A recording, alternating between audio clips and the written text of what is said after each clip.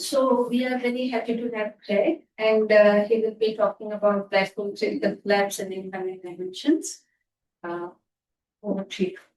Thank you, and thank you very much for having me. It's nice to be here. It's my first time to India, so this is pretty cool.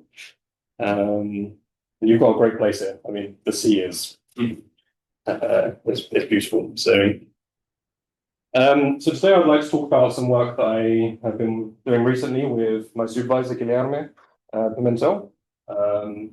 And it's related to the formation of black holes at a threshold in the large D limit, so in the large number of space-time dimensions.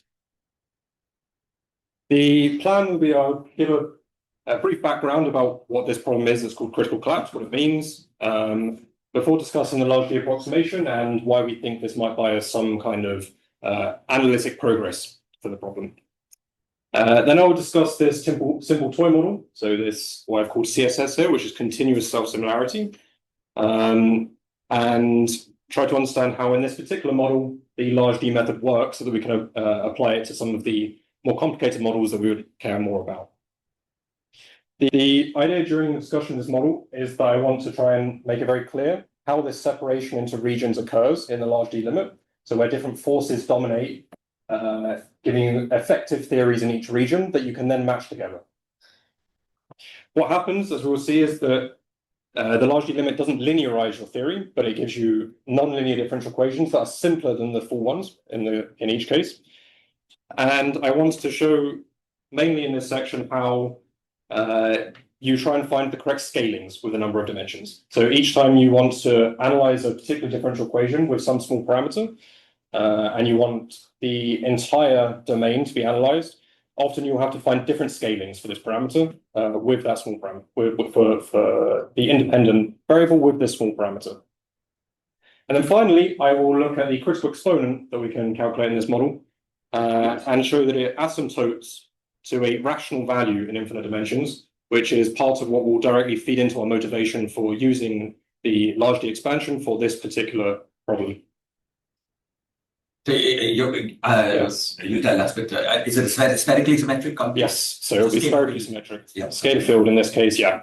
We'll get to the particular model we look at shortly, but it's in this particular case, it's a repulsive solution to the differential equations in the end. So it's not the attractor that is seen in the numerics, but hopefully it's something that will give us some handle over that problem.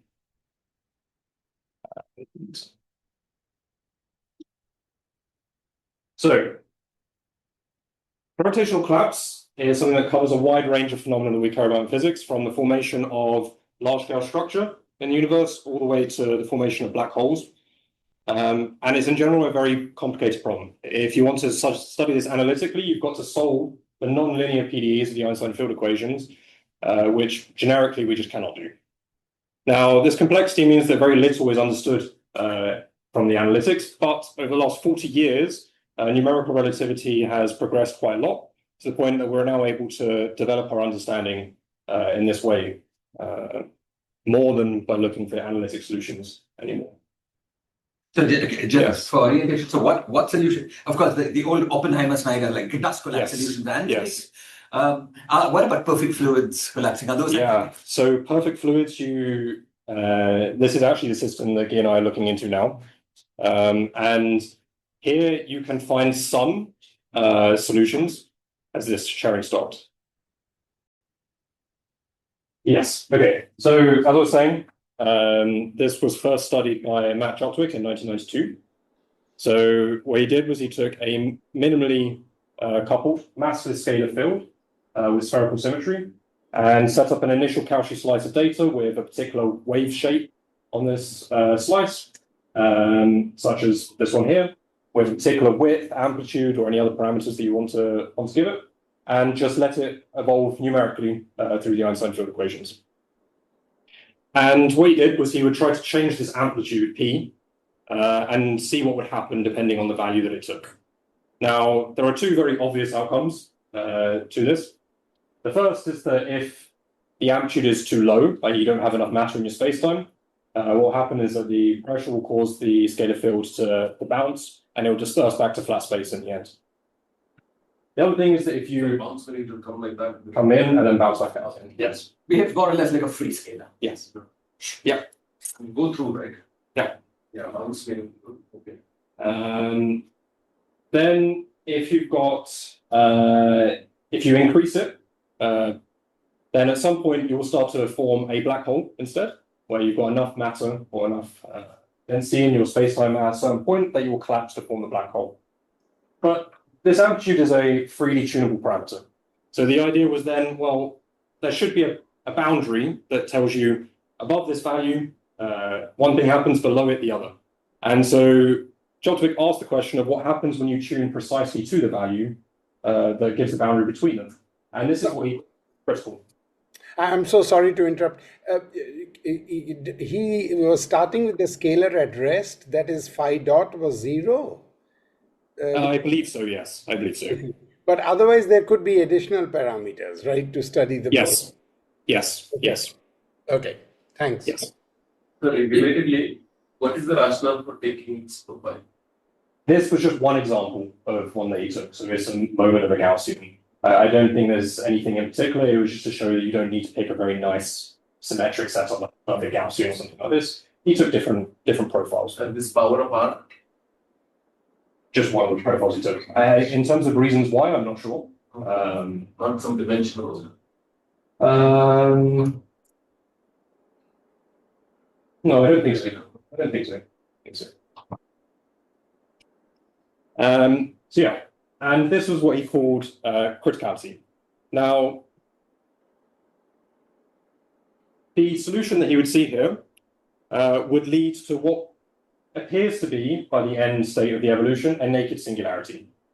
So this was obviously interesting. It offered a counterexample to the cosmic censorship conjecture when at least one parameter of the theory is finely tuned. So this amplitude P. Now, of course, Jodwick can't push the numerics all the way to the point at which you would form the naked singularity. They would break down long before then. But there were some mathematicians, Reiter and Krugowitz, who proved that this spacetime, or the particular spacetime that he observes, does exist with numerical aid. So this isn't a purely mathematical proof. They still needed to rely on the numerics to show this. Eastern dependent concept. Sorry? This Eastern dependent on the deviation, the standard deviation. I'll come to this in a second. The size of the black hole. I will also come. These are good questions. At criticality, I see. Nothing. So that's why it looks like. But So sorry to interrupt again, please excuse me. So the mathematician showed rigorously that there would be a naked singularity at P equal to P star. Is that correct? So what they did was they took the profile that Jodwick found for a certain number of, as I will say in a minute, a certain number of periods of the collapse. Mm-hmm. And what they did was they used this and showed that if they repeated this pattern, that it solved the Einstein field equations. So they were able to show that they could extend this beyond where the numerics got them up to and continue the solution. And this was in the scaling region. Yes, inside the scaling region, yes. And Okay. just in terms of cosmic censorship, that is a proof that that you have light rays going to infinity from the singularity. Is it what they Yes. In the end, that's a good question.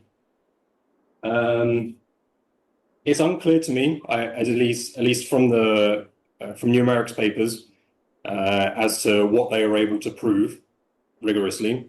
I think a lot of the argument comes from what I'm about to say, which is about the scaling of the mass and the type of singularity that this would lead to. Obviously, the analytics here are very hard to do. So, yeah. Okay, thank you. So beyond it being a naked singularity that they suppose exists precisely at this value, the actual space-time that they construct in the scaling region is also very interesting itself. And one of the properties that you can find for this space-time is that if you tune to slightly above criticality, you will find that the black hole follows a power law for the mass. So the scaling is the distance that you are from the criticality, so P minus P star. And This was This was one of Chopwick's results, right? This is one of Chopwick's results, precisely. He finds a number for gamma of 0.36. So it's just a number come down here. Okay. And so the mass of the black hole turns on smoothly like a second order phase transition, is what it is.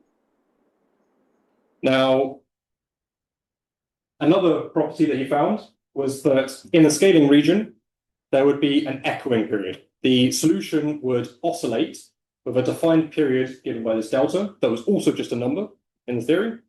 And this, as you might expect, if you've got some kind of criticality, corresponds to a self-similarity of the system.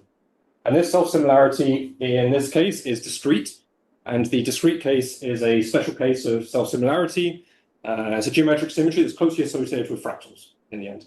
So it's a similarity transformation that sees an object rescaled uniformly in all directions, like a magnification, in such a way that a discrete step is required to see precisely the same object again. So this discrete step happens in R and T. Yeah, it's a combination of the two coordinates. It's a very specific combination of them. What exactly is the feature that is self-similar? The spacetime and the spacetime. Yes, the spacetime solution. So you can write the metric in such a way that you will see that the metric is rescaled to smaller scales, plus up to a period each time. So you can rewrite it explicitly as G to the R is equal to E to the minus 2 delta, and T to the delta, R to the delta. Something like this. So the metric has a discrete conformal isometric? Yes. Yes. Exactly. And you can also show that, obviously, for this to be a dynamic symmetry, also the scalar field will have to obey a similar relationship in the end. And sorry, this happens after a certain time, or? Yes. So you need to get within the scaling region to start seeing this behavior. So the collapse needs to reach a certain scale, and then beyond this, you will start to see the property. And that also depends on P star. Time is roughly the time. Kilometer one. Up to the orange. Once you come near it, I think. Yes. I'm not a numerics person, so from the basis of answering anything too detailed about the numerics, I'm not sure. Just as a little caveat to any questions about how he does this numerically, it's very hard. I think there's probably only a handful of people in the world that know how to do this rigorously well. So yeah. And Yes. sorry, not to bug you anymore about the numerics, but just to ask, is there any sense in which the space-time becomes homogeneous? You know, there's this class of singularities that BK and L found in cosmology, right? Yes, the chaotic ones, or is chaotic approaching the singularity? Yeah, and is there any connection between what happens here and there? I was just curious. Those are homogeneous space-times, but anyway. Yeah, maybe in the case where you are supercritical, maybe you can say something about BKL there because you'll have a space-like singularity. Here, if you're at criticality or below, I'm not sure. Because the strange thing that happens with BKL is you have to zoom into a region where you lose all length scales entirely, right? So, yeah. Sandeep, I wonder if it's more likely to happen if you have you're looking at ADS and you do critical collapse of black brains. I see. Because that has a translational invariance built in to start with. And maybe there it's nearer to what you're thinking. Here it's more spherically symmetric. Yeah, true. Okay, thank you. Is this collapse happen with the scaling kind of behavior exists in ADS? So there is an example in 3 dimensions for ADS. But I believe that you should see the same thing, but it's more complicated because you've got the bounce back from the boundary, right? So I think if you collapse the shell, you've got 2 things that will happen. You've got the instability upon repeated collapses. And secondly, at least when I've asked people, you should still see some similar scaling for the onset of the formation. Because obviously once you collapse your shell and some of it bounces back out, that bounce back will then collapse back in. So you've got to look at the specific time of which you would initially form black hole in that case. But yes. As he was saying, in ADS, once you form a black hole, eventually everything will be. So it won't be that the final solution will have a black hole of this with the scaling, right? Because once a little black hole forms, the stuff bounces back. It'll eventually all go into the black hole. So the final black hole mass will not have this thing, but the space-time should be modified. The procession. Well, and also to this point, as soon as you've reached to a certain scale that is inside the ADS size, approximately you can just treat it as though it was the collapse inside the flat space anyway. So you will still see similar behaviors. And in fact, this is there's something called the Garfinkel solution, where technically this solution, for it to be the critical solution and the universally critical solution, you have to embed it in ADS. But are there phases first of all? Then first it is going through, and the other is forming the black hole. Then some of this goes, and then again comes and falls in. So at the order of that, the phase of that, there should be some critical behavior. Some critical behavior, but you won't see it in this mass. Yeah. Because if your infinite time mass will be all of the mass of the black hole of your solution. Right. Because in flat space, it just bounces back and goes away. Okay. So you don't have that. So you won't see Only a little bit falls. Right? Only a little bit forms. Yeah. Most of it scatters out. Right. But in ADS, once something forms, once a black hole forms, it'll take everything. So if you just look at the mass as a function of your parameter, that will look like a first order phase transition. Yes. The process, of course, will have this. Yeah. Okay, yeah. And this picture is just the way that I like to think of the discrete self-similarity, is that it's a magnification, but there's some kind of phase, or in this case, the color, on top of this. So you see precisely the same object, precisely the same space-time. You've got to step through the discrete step. The red square is only the red square again over the period, but you still have this overall scaling where things go to smaller sizes in the end. Okay. Now, perhaps the most striking thing about all of this, though, was that there was universality seen in the process. What he would do is he would choose different shapes of initial data and collapse each of these different shapes to see what would happen. And regardless of the shape that he chose, there would be an equivalent P star, so an equivalent amplitude that was critical, that would then give him precisely the same numbers, gamma and delta, regardless of the shape of initial data that he chose. Now, for clarity, this universality is within the matter class. So if you were to choose a different matter system, like a perfect fluid or Einstein-Maxwell or something like this, you will find different numbers. And in some cases, you can find different symmetries as well. So the perfect fluid is continuously self-similar instead of discrete. But the fact that there is universality within the model is exciting. It suggests that there's something that's relatively simple about the system that you don't see from the Einstein field equations from the get-go. Okay. The profile that you showed, there was a Yes. RCO and sigma. Yes. So that just determines what is P star. And In the end, yeah. So if you were to change what sigma is, for example, then you will get a different P star. I'm jumping so much, but there's a very simple way of understanding roughly where, which is roughly this. You've got a certain width of your wave, and then you've got a mass. And you can ask, suppose I put all that mass into a black hole. That will have a certain Schwarzschild radius. Mm-hmm. And you can ask, is the width of your wave bigger than or smaller than the Schwarzschild? If the wave is smaller than the Schwarzschild radius, it will collapse into its Schwarzschild radius before it even realizes it's going to interact.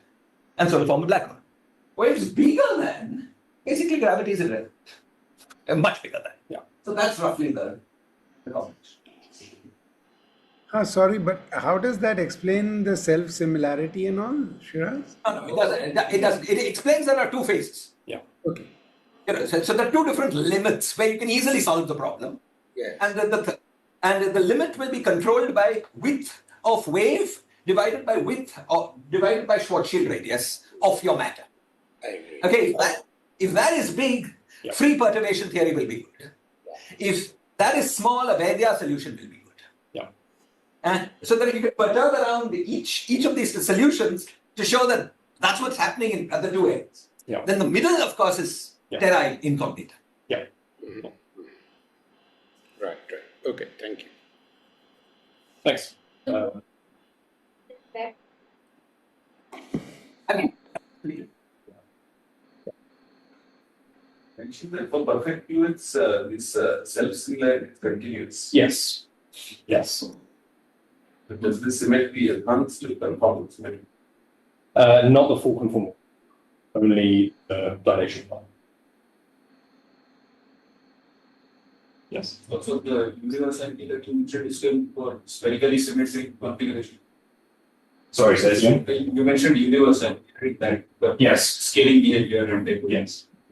That is true only for spherically symmetric configuration. So there have been some studies looking to add some angular momentum to the system.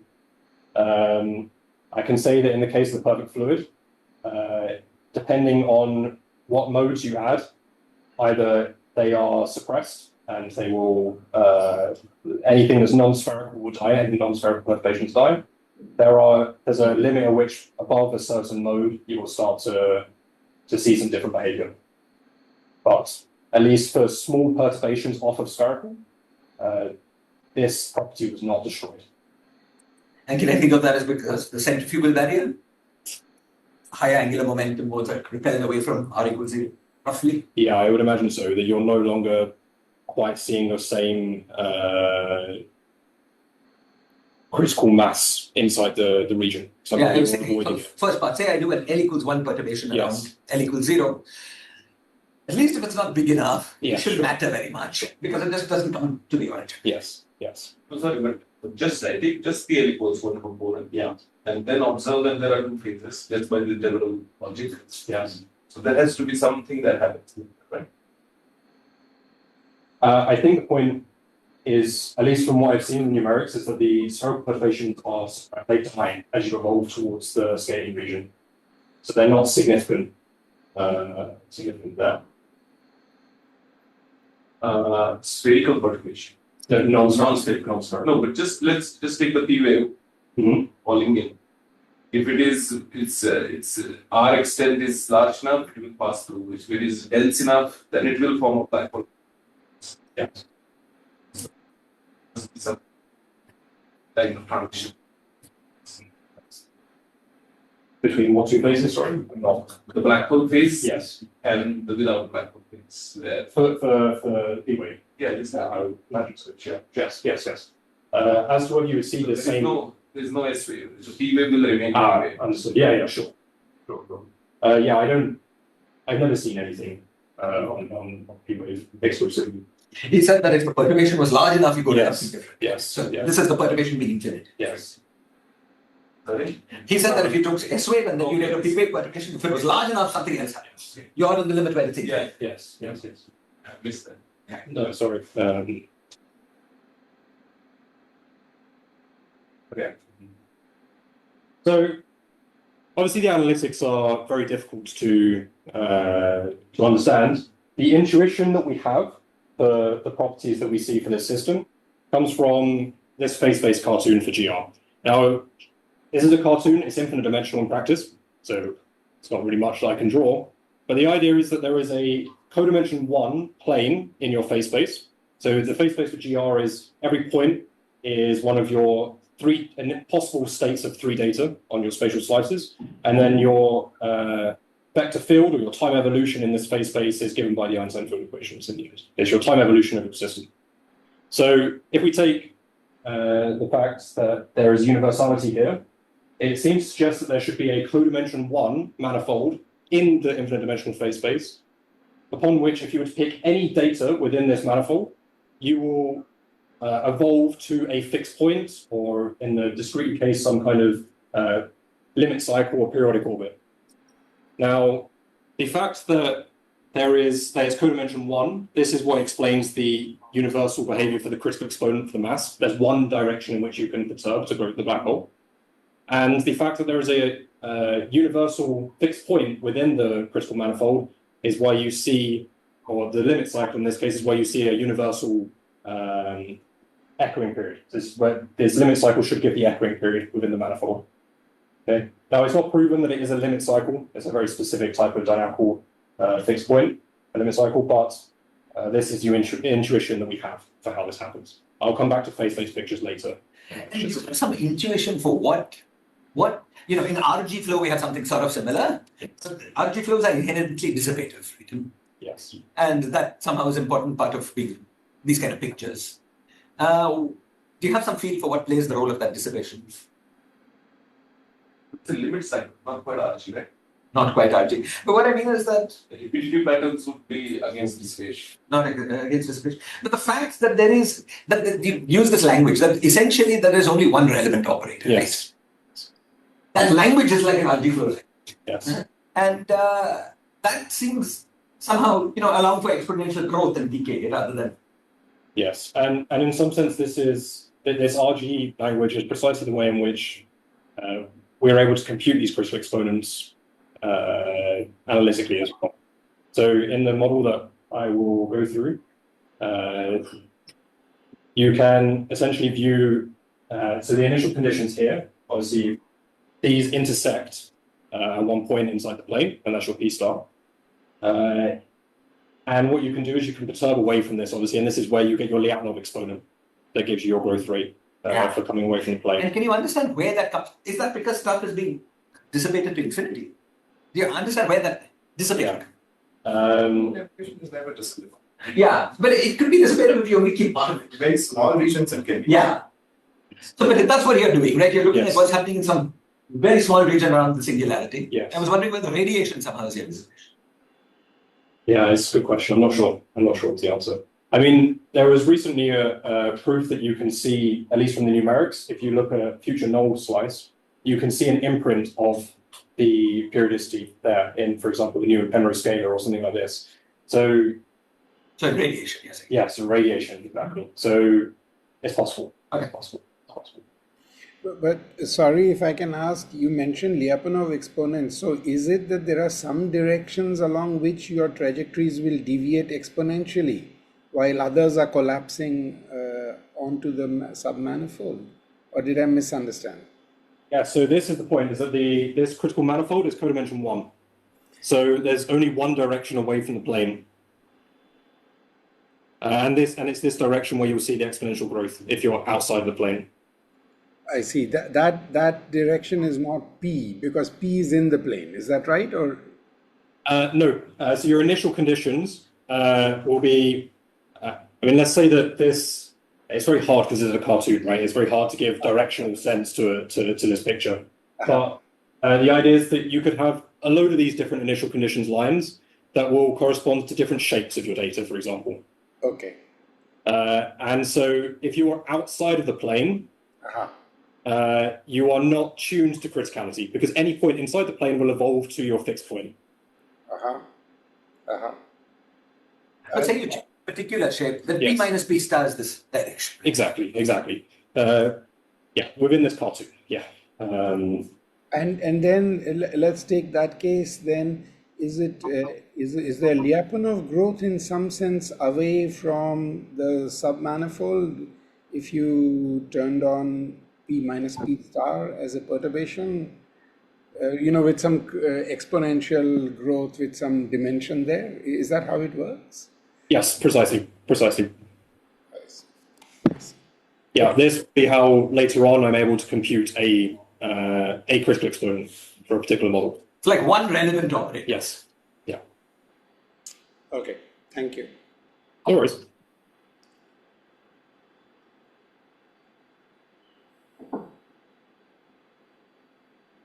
And this is the cartoon that, Yes. or this codimension one. Yes. Yeah. Exactly. The sense codimension one in the sense of relevant coordinates. In terms of what codimension, sorry? Relevant coordination, right? I mean, what? Yes. So obviously the phase space I'm talking about here is restricted. It's not. I'm not talking about anything with angular momentum or anything like this. It's very much within the realm of the models that you're studying. Yes. Yeah. Yes. I mean, can I imagine? Can I expect just from this cartoon that all operators at this point should be critical, and I should be able to find the dimensions? I now I go to this point and then I alter some other operator. You're saying the irrelevant operator. Yeah. How fast you approach this? Yes. Yeah. Sounds reasonable. Okay. So just following up on our, Yes. you should be able to, if you work hard enough, find the dimension of the first irrelevant. Yeah, if you work hard enough. Yeah. Sure. And I don't know how it works, but it will take you back here, there, right? So it's going to be. Yeah, how fast you approach Yeah, this. how fast you approach the solution back. Yes. Okay. So that's the problem that we would like to try to understand. And Just so that you know, we don't have strict time. You can easily go to 150. okay. Sorry for all that. No, I mean, this is great. Please ask as many questions. It's helpful for me as well. So as I mentioned, after 92, after Chopwick, this was repeated in other matter systems as well, but it was also tried to be repeated in other numbers of dimensions as well. So dimensions other than 4. And what I've got here is a plot from a thesis by Bland that I took from 2007. So I took the data. These aren't these plots in the end. But I plot the critical exponent as you change the number of dimensions with its best fit, and also the echoing period as you change the number of dimensions. Now, the interesting thing here is that the critical exponent appears to be asymptoting to a finite value as d goes to infinity. Now, you can choose, obviously this half is very suggestive in the best fit, but you can try to choose a different number here. You can leave it as a free thing for your best fit, and you'll find that fitting it to a half doesn't really make the fit any worse. So the initial ideas around why this might be or large D might be a good way to approach the system is because this is very reminiscent of mean field theories, where if you would take the number of directions out from the point, your coordination number in StatMech is going to infinity. Maybe D, as you increase the number of possible angular directions out from the point, you're doing something similar. Okay, so maybe the system might simplify in some considerable and noticeable way as D goes to infinity. Critical exponent is modifying for It's the mass. So it's the thing that controls the mass of your black hole once you formed it. So about criticality. Sorry, what was delta? Gamma, I thought was behavior when something like P minus P star to the gamma, or maybe. Yes. Yeah, I see. And what was delta? Sorry, is it related? Yeah. So delta was the echoing period. So once you reach your scaling length, this is the discrete self-similar period, essentially. Okay, thank you. Sorry, there was long ago there was this attempt by Cole to construct an analytic solution. Yes. Is that he was? Yes. So I remember he was making a very strong link to the some cone of some sort. Yes. So it was a conical solution, and he was making a very strong link to the Gregory Flamm instability in the black string. Yes. The two systems are related in. Oh, he was trying to find a critical solution there. Sorry. Yes. Yeah. Thank you. And it's interesting to raise it, and maybe please ask again at the end, because there's a very strong sense in which the model I will look at is essentially the black string Gregory Flamm instability. Oh.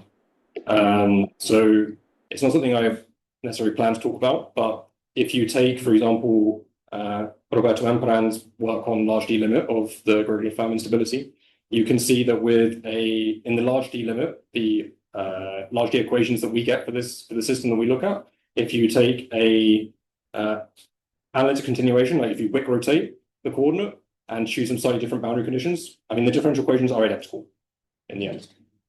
And you can show that this is because the Gregory Flamm instability in 5 dimensions, for example, if you dimensionally reduce, you will generate the scalar that is then seen here in the end. So the two systems should be related up to changes definitions of coordinates and so on. Sorry, how does one do numerics for fractional D?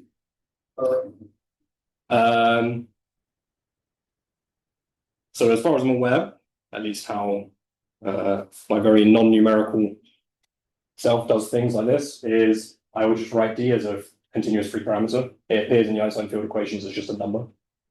And I will just put in whichever number I like for the evolution. You do spherical symmetry and arbitrary real integer D. You get some differential equations. Yeah. The differential equation plus D is a parameter. Then you treat that. once you're doing spherical symmetry, you're really doing two dimensions. Yes. Yes. In the two-dimensional model, these are in between. Yeah. Okay. And This it one appears Now, just is this what is done, or there are, I mean, the bars, the points seem to get 8 years, right? The point seems to. What are these points and the error bars and so on? So the points are the values that they found numerically. Okay, and so then the they error just bars. work at integers though.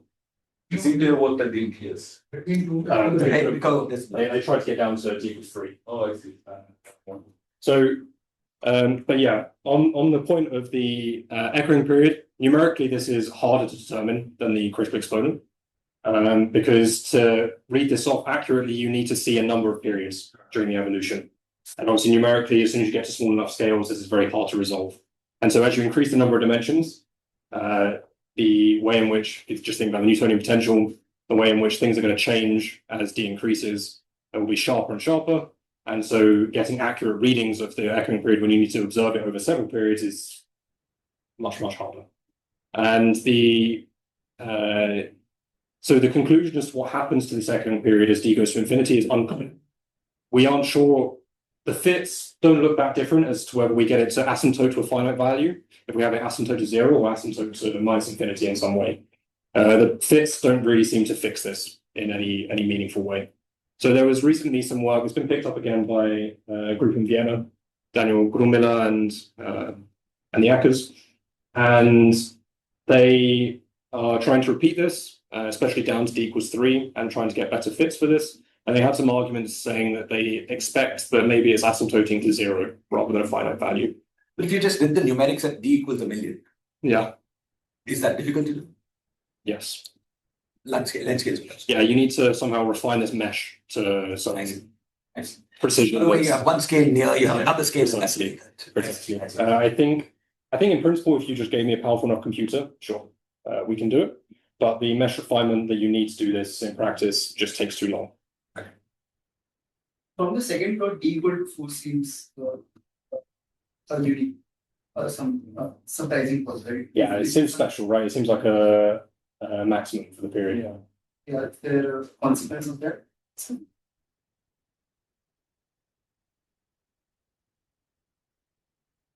At the moment, no. One possible reason for it is that if, for example, the echoing period does go to 0, and you approach something that seems to be more continuously self-similar, in that case, where the echoing period is non-existent, then maybe it's because in d equals 3, we know the critical solution is continuously self-similar for this scalar field model. So at some point, we know that the echoing period has got to go to minus infinity. It's got to diverge at that point anyway. If continuous self-similarity is restored again, then it would make sense that, if continuous self-similarity exists for d equals 3 and for d equals infinity, then it makes sense that you're going to have some point where this will be a maximum in between, because we know it's discretely self-similar for finite d, not equal to 3. But it can just go to Yeah, indeed. Just to We don't know what happens in d equals infinity. We also don't know why d equals 4 is special here either. So what happens in d equals 3? There are no black holes there. Yes. So what is this? I mean, is this approach to d equals 3, or can you solve the problem in d equals 3? So there is a very specific model that I mentioned earlier in d equals 3 called, I said it earlier, but I've got what it was again.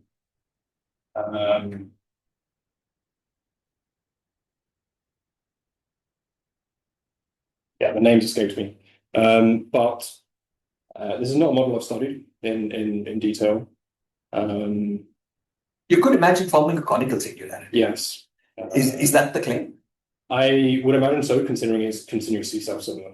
It would make sense if it's conical in that limit, right? Because I'm thinking just black string here, that's continuously self-similar at the conical point. That's interesting. I mean, do you know such a thing? That in d equals 3 flat space with a scalar, Yes. you've collapsed to, and you're left behind with a conical singularity. That would be sort of interesting. Yeah. This is such a clean system. Yeah. I will get back to you on that, because there is a model that as in this is solved and is well known. And it would be easier because this, actually maybe not, because gravity didn't have a degree of freedom anyway with spherical symmetry, right? Yeah. Not. Yes. Okay. So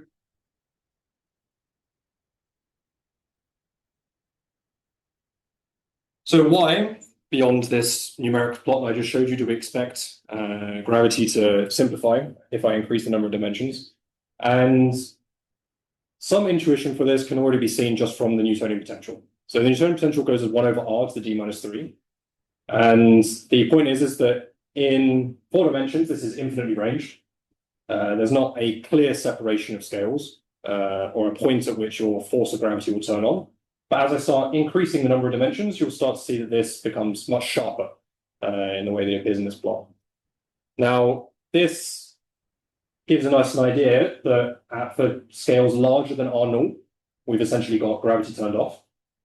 And then it turns on very suddenly, very sharply at smaller scale when we approach R0. And this will give us a separation into regions. And these regions will be what allow us to solve the problem in the large D limit. Okay. Now, I will show another plot of a potential later on that emerges from our system, and it will be slightly more rich than this, than only the Newtonian potential. So I'll come back to this. But this intuition has been used a lot over the last 20 years or so, starting with Barrett-Cole for the Gregorian instability back in 2007. And then this was followed up by Emperan, Suzuki, Murumila, and Tanabe on looking at large D theories around black holes, and then followed up by Shiraz and others on the membrane paradigm. And the particular one that I want to mention that is useful here is that Rosalie and Way in 2018 attempted to look at gravitational collapse from this perspective. And they tried to solve the full PDE system with a scalar field, and they found some interesting scalings for the parameters with the number of dimensions. And what they found was a solution that in the end looks something like an oscillating boson star. So it seems to be missing the apparent dynamics of collapse.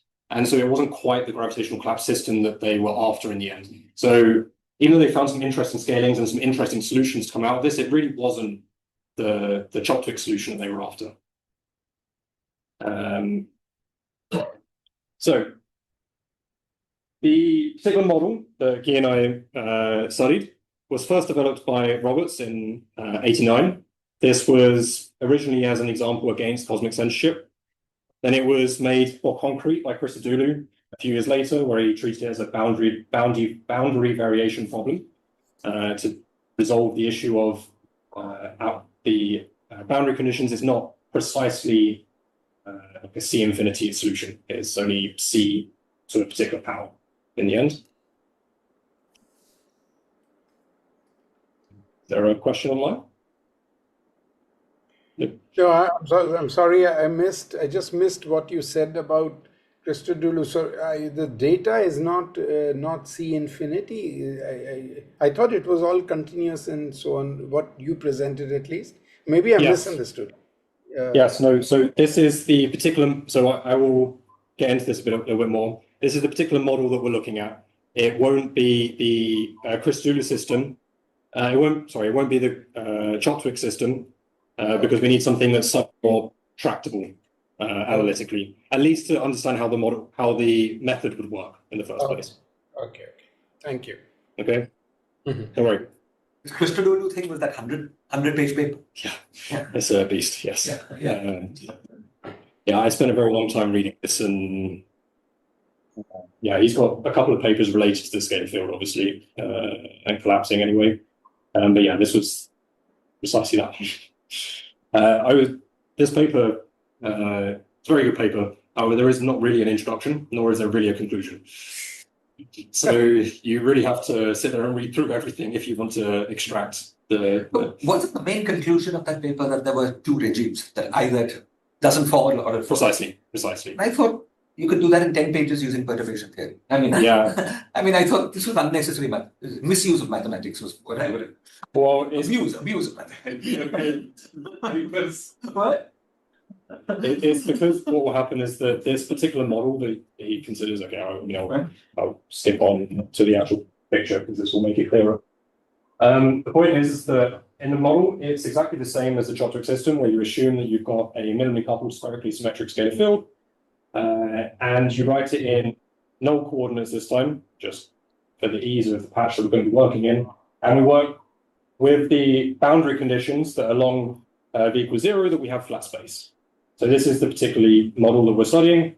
And the problem that Chris Tulu was having was that along the v equals 0 boundary, the scalar field is technically not C2. And so what he tried to do is he tried to prove that there is a good framework in which you can look at this in terms of this boundary variation methods instead. And so he showed that in practice, it, at least from what I could gather by the end of the 100 pages, was that it didn't matter. Yeah, but just to ask, Yeah. suppose I set up I take a small pulse, make a wave function with these properties, Yeah. and just study it. Yeah. In perturbation theory, I'll find the same thing. I mean, I don't know. I'm not one to argue with him. So I mean, at one point in my life, I tried very hard to read this, and then I thought, well, no, I'm not saying it. yeah, this is recorded. Be careful. So sorry, I see what Shiraz is saying, but just to understand, where did he put the lack of C infinity boundary conditions? Did you say V equal to 0? I didn't catch that. V equals 0. V equals 0. Okay. He wants the space-time before that time to be precisely flat. Yes. Yes. To be precisely flat, huh? Yeah. Yeah. So the idea is that this region 2 that I've got in blue here is dynamical. We evolve the scalar field here. And then the regions that pass with this is precisely Minkowski, and we just glue it along that boundary. I see. And in the future, in 3 also, perhaps, is it? Perhaps, depending on what happens during the evolution. So if it disperses, then yes, 3 will be perfectly flat Minkowski again. Okay, thank you. Region 3 might not exist, so if you form the black hole, for example. Yeah. Okay. Okay. And so precisely as you were saying, you can do this just with perturbation theory, etc. That's exactly what Brady, Shearer, and co did in '94. They just studied exactly the same system and went, hey, look, in, I think it was even 8 pages or something, Yeah. they said precisely the same thing in practice. So yeah. Okay. So there are obviously now 2 ways that we can look to try and study critical solutions. And the options here are either we follow what Chopwick did, and we try and set up some initial slice with a scalar field profile and then evolve the system and see what happens, and then keep shooting. You keep trying to find the amplitude that will give us the critical solution. Or we use the fact that we know that the critical solution is associated with an enhanced symmetry. And so we impose this enhanced symmetry from the start on the entire space. So obviously, in the end, even though this is going to be an entire space-time solution, in practice, it only actually should describe from the numerics this scaling region of the solution. Okay. And for this model, the thing that's imposed is continuous self-similarity instead of discrete. Now, what this means mathematically is that we have a dilation symmetry for the metric so we can take the lead derivative along what's called a homothetic vector field for this xi. It will rescale the metric continuously. And in order for it to be a dynamical symmetry that's evolved through the whole system, you can show that it also requires a similar condition given for the derivative of the scalar field. Now, this is part of the continuous system. I thought you had some equilibrium, right? yes. So in this case, because the point is that you might ask why we're imposing continuous self-similarity instead of discrete. And there are 2 good reasons for this. The first is purely practical, which is that it's simpler. Because if we impose continuous self-similarity, what happens is that you will reduce the number of independent variables that are relevant for your problem to 1. And so I've gone from PDEs to ODEs now. And so in practice of trying to understand how analytics might work, this is, I guess, an obvious thing to try and do in the end. So all of your functions in the end will only be functions of this variable x, which is why we'll call these self-similar time. Okay. Now, the other reason I do this is... Sorry to interrupt, but so I thought you would just try and do spherically symmetric situations, but here you do have ODs, but for other reasons, not spherical symmetry, but this extra killing or whatever symmetry, is it? Yes. Yes, because you still have the two independent variables, the time and the radius. It's still a dynamical fallback reaction problem. So in principle, you should have PDEs of both of these variables. The extra symmetry is what reduces you to an ODE.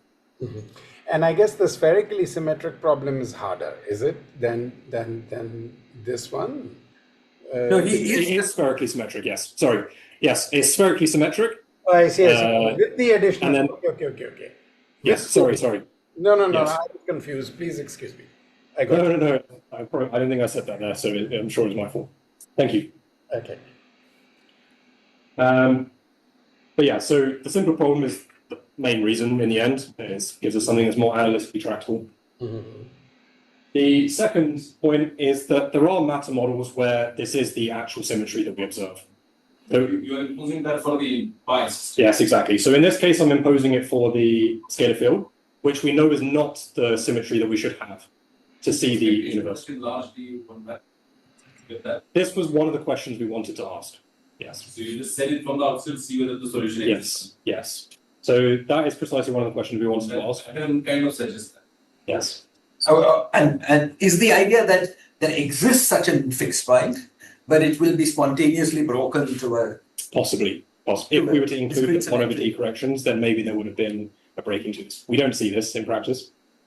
No, but I mean, at finite D, Yes. you expect that even at finite D, there exists a fixed point with continuous symmetry, Yes. but it's not stable. Yes, precisely. It's repulsive. As I will show, this is not going to be the universal attractor. Even in large D, it's not the universal attractor. But the point is that in that cartoon that I showed you of that phase space, it's like you restricted to an even more fine-tuned part of it. And So then there's two relevant operators. yeah, or more. Well, in this case, the Lyapunov spectrum is continuous. So Oh, that's an infinite operator. Oh. Oh, yeah. So this is a very fine-tuned. But you know, if what are these? Yeah. so do you know if this lies on the same critical manifold? So there is some argument that you can give based on when you break the continuous self-similarity. In the case of D equals 4, there was an argument given by Frolov that said that if you look at the perturbations, the linear perturbations of the continuous self-similar solution, you will find Lyapunov exponents that are complex. And this complex Lyapunov exponent, the imaginary part of it, is very close to the echoing period in D equals 4. It's not precisely, obviously you've linearized the system, so maybe not, but the only thing that we can say for sure, as to whether it lies in the same critical manifold, I don't know. The thing we can say for sure is that at least in D equals 4, it looks like they sit close to each other. I.e., if you were to break it, you will see the limit cycle, let's say. Okay. So that's for sure. So what is this question be whether they are in the same critical manifold? I was imagining that you could have imagined two flows. One to this critical manifold, and then on the critical manifold, there's an unstable fixed point, which then can, whose perturbation would take you Yes. down. But another possibility is that this is an unstable fixed point just off the critical manifold. Yes. So I don't know. Both of these are consistent with what you could possibly do at the moment. I don't know. Because it's also not clear that even if you were sitting in the critical manifold somewhere, that if you were to add the perturbation, that perturbation would be perfectly in the critical manifold. Yeah. So it's hard to answer precisely. And roughly, what are these? The deep box. So in practice, the way that this works is that you have your self-similar time, that's x, and you'll have the other coordinate that could be defined as like log of v or log of minus u only, right?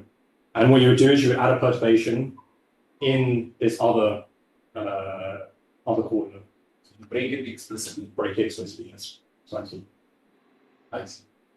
Can you explain the second condition for the second condition in the continuous self? Yeah. There's one. This, yeah. Uh, What does this mean? So this is just the lead derivative along a vector field that you can find. So In practice, what you do is you work with the metric first. You impose the dilation symmetry on the metric. This will give you what this homothetic vector field should look like, because there will only be a particular combination of the directions that will give you this scaling. Yeah, but why this del mu of phi? So you then want your evolution of your system to also have the symmetry. If the matter itself breaks the continuous self-similarity, then you can expect that over time evolution, you will also break the left-hand side. You need consistency of both sides of the Einstein field equations.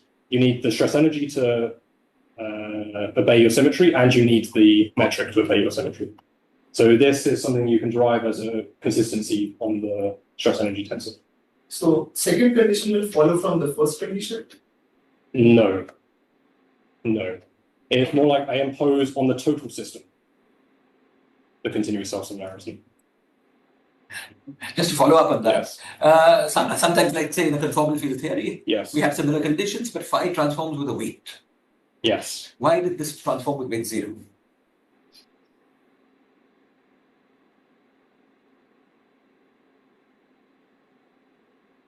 So technically, this condition, when you impose it, will lead to a scalar field that will be of the following form. So I'm just going to label the other variables S. So X is the substance of time, the other variable S. You will find that this should look something like this. The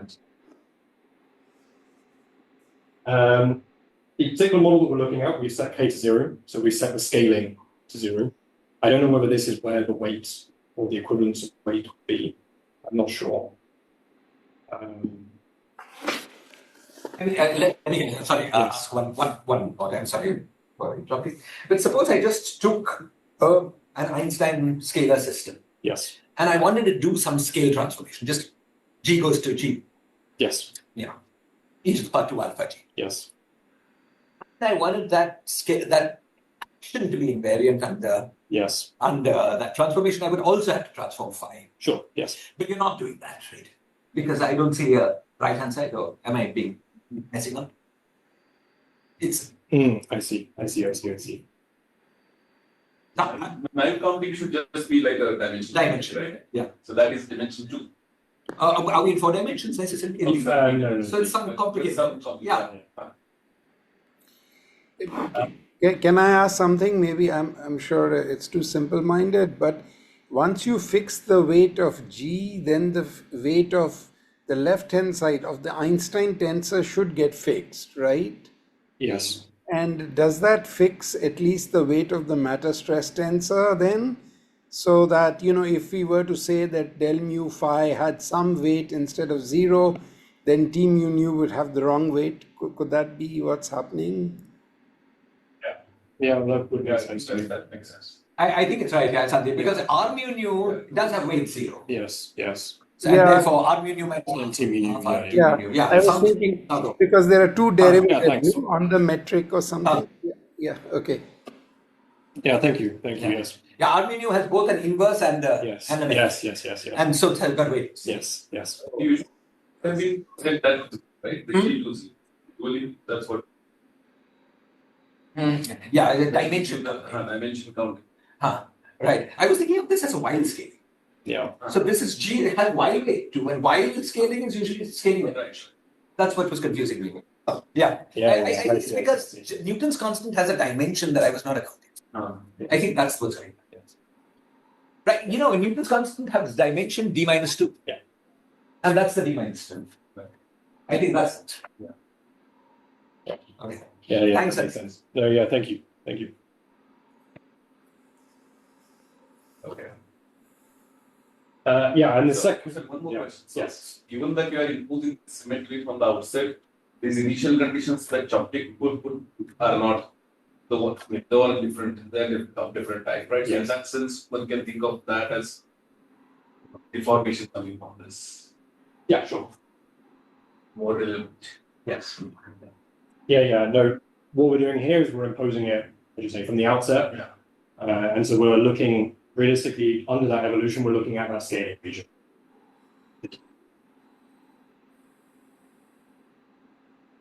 Okay, and the second reason as to why, as I was saying earlier, Could I just say one last time what I was what I understood? The thing is that Einstein action is not invariant under the scaling, but it transforms only up. What it does is it transforms up to an overall constant. yes, Right? Because take square root g times r. Under the scaling, square root g picks up a factor of e to the power d alpha. yeah, R, as Sandeep explained, picks up nothing. Mhm. So the Einstein action picks up a factor of e to the power d alpha, and so then you want the same thing from the matter, yes. from the matter. Yes. So somehow that's what's going on. You don't want it to be invariant, as you would in a conformal field theory. Yeah. You want it to transform the same way as the Einstein. Yeah. Sorry, I said one thing wrong. R picks up a factor of e to the power minus 2 alpha because it's full R. Mhm. So you have two G inverses and one G. Yes, exactly. So now it picks up. Yeah. It picks up a factor of d minus 2, and that's exactly what will happen in del mu phi because there's one G inverse. Yes. and One phi G doesn't transform. Exactly. Yeah. That's what exactly. I'm saying you're transforming the metric metric goes to e to the power 2 alpha times. Oh, okay. Yeah. That makes sense. Good. And so yeah, CSS again also because there are matter fields that do demonstrate this symmetry. Sorry, and this is allowed because we're only looking at classical physics. Yeah. Quantum physics would not be invariant under such a transformation, but classically it would. Yes. Yes. Sorry. Yeah. Yes.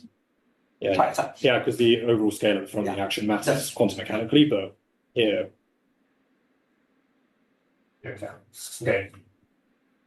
And so the perfect fluid just say this is something that we are working on now with what we've learned from the system that I'm about to tell you about.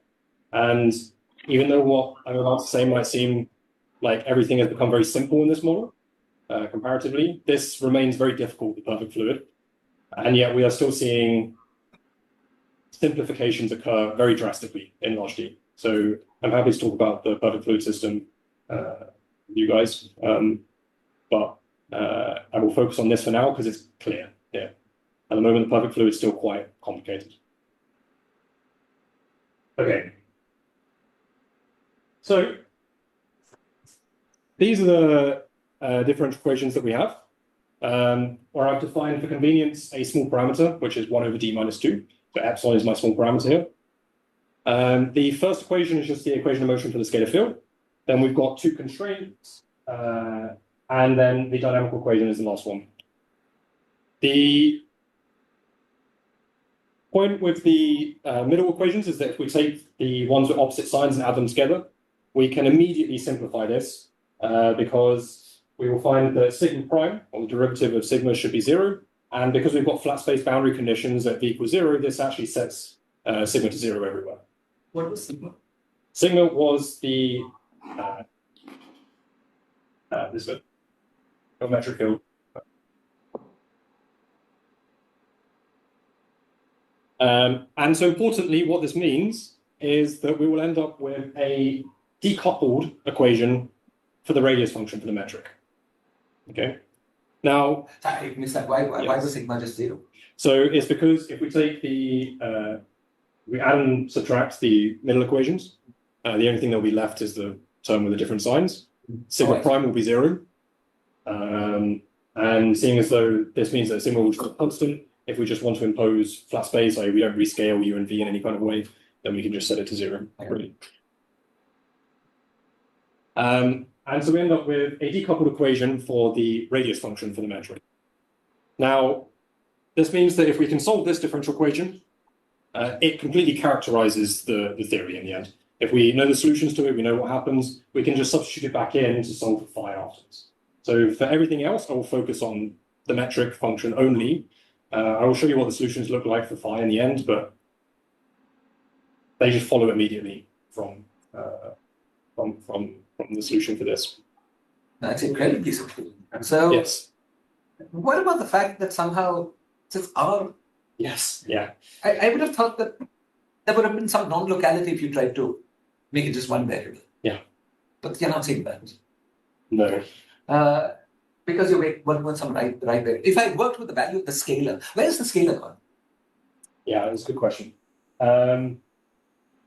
So I think this is coming from the fact that we are dealing with the characteristics in this patch. So I think there's some sense in which, because we're dealing with U and V coordinates, we're working in a very neat system where things have decoupled. I think if you were to choose a different coordinate system, you wouldn't see something quite so nice. Yeah. There's also something very special with the fact that we're only dealing with that region 2 that I showed on the conformal diagram. If I were to include region 1 as well as dynamical, which you can do, there are other systems that you can study using that as a dynamical system too, and you use Bondi coordinates instead. Chris Dulu also studied these, and there's some sense in which there is an attractor in this spacetime then. Then things don't decouple as nicely. So there's something very special happening, A, with the choice of the patch that we're choosing, so the boundary conditions, and with the coordinates that we have chosen. So if you solve this differential equation, you don't yet know what phi is. Is this enough to tell? You have to really also solve for phi later on if you want. Yeah. So you can substitute R in and then solve. And then yes. So phi is still there. It's just somehow decoupled out of this equation. Wow. And obviously this is why this system was originally studied in the first place, because this is special in this way. And so just to understand your comment about the characteristics, so you were imposing that the junction between region 1 and 2 was, say, along V equal to 0, if I remember, and then I'm not sure, and then the prime is the other direction, like U, is that how it is? Right. I will get to this now. Okay. I will answer this now. I can show you precisely what they are. So one more quick question. Yes. For this system, how many pieces of data do I need to specify this? Is that 2 functions? I would have thought that the only degree of freedom physically was the scalar. Yes. So you would need 2 functions, right? Phi and phi dot. Yes. But you solved this with some data. Yes. And then it naively appears like you'll have independent data for phi and phi.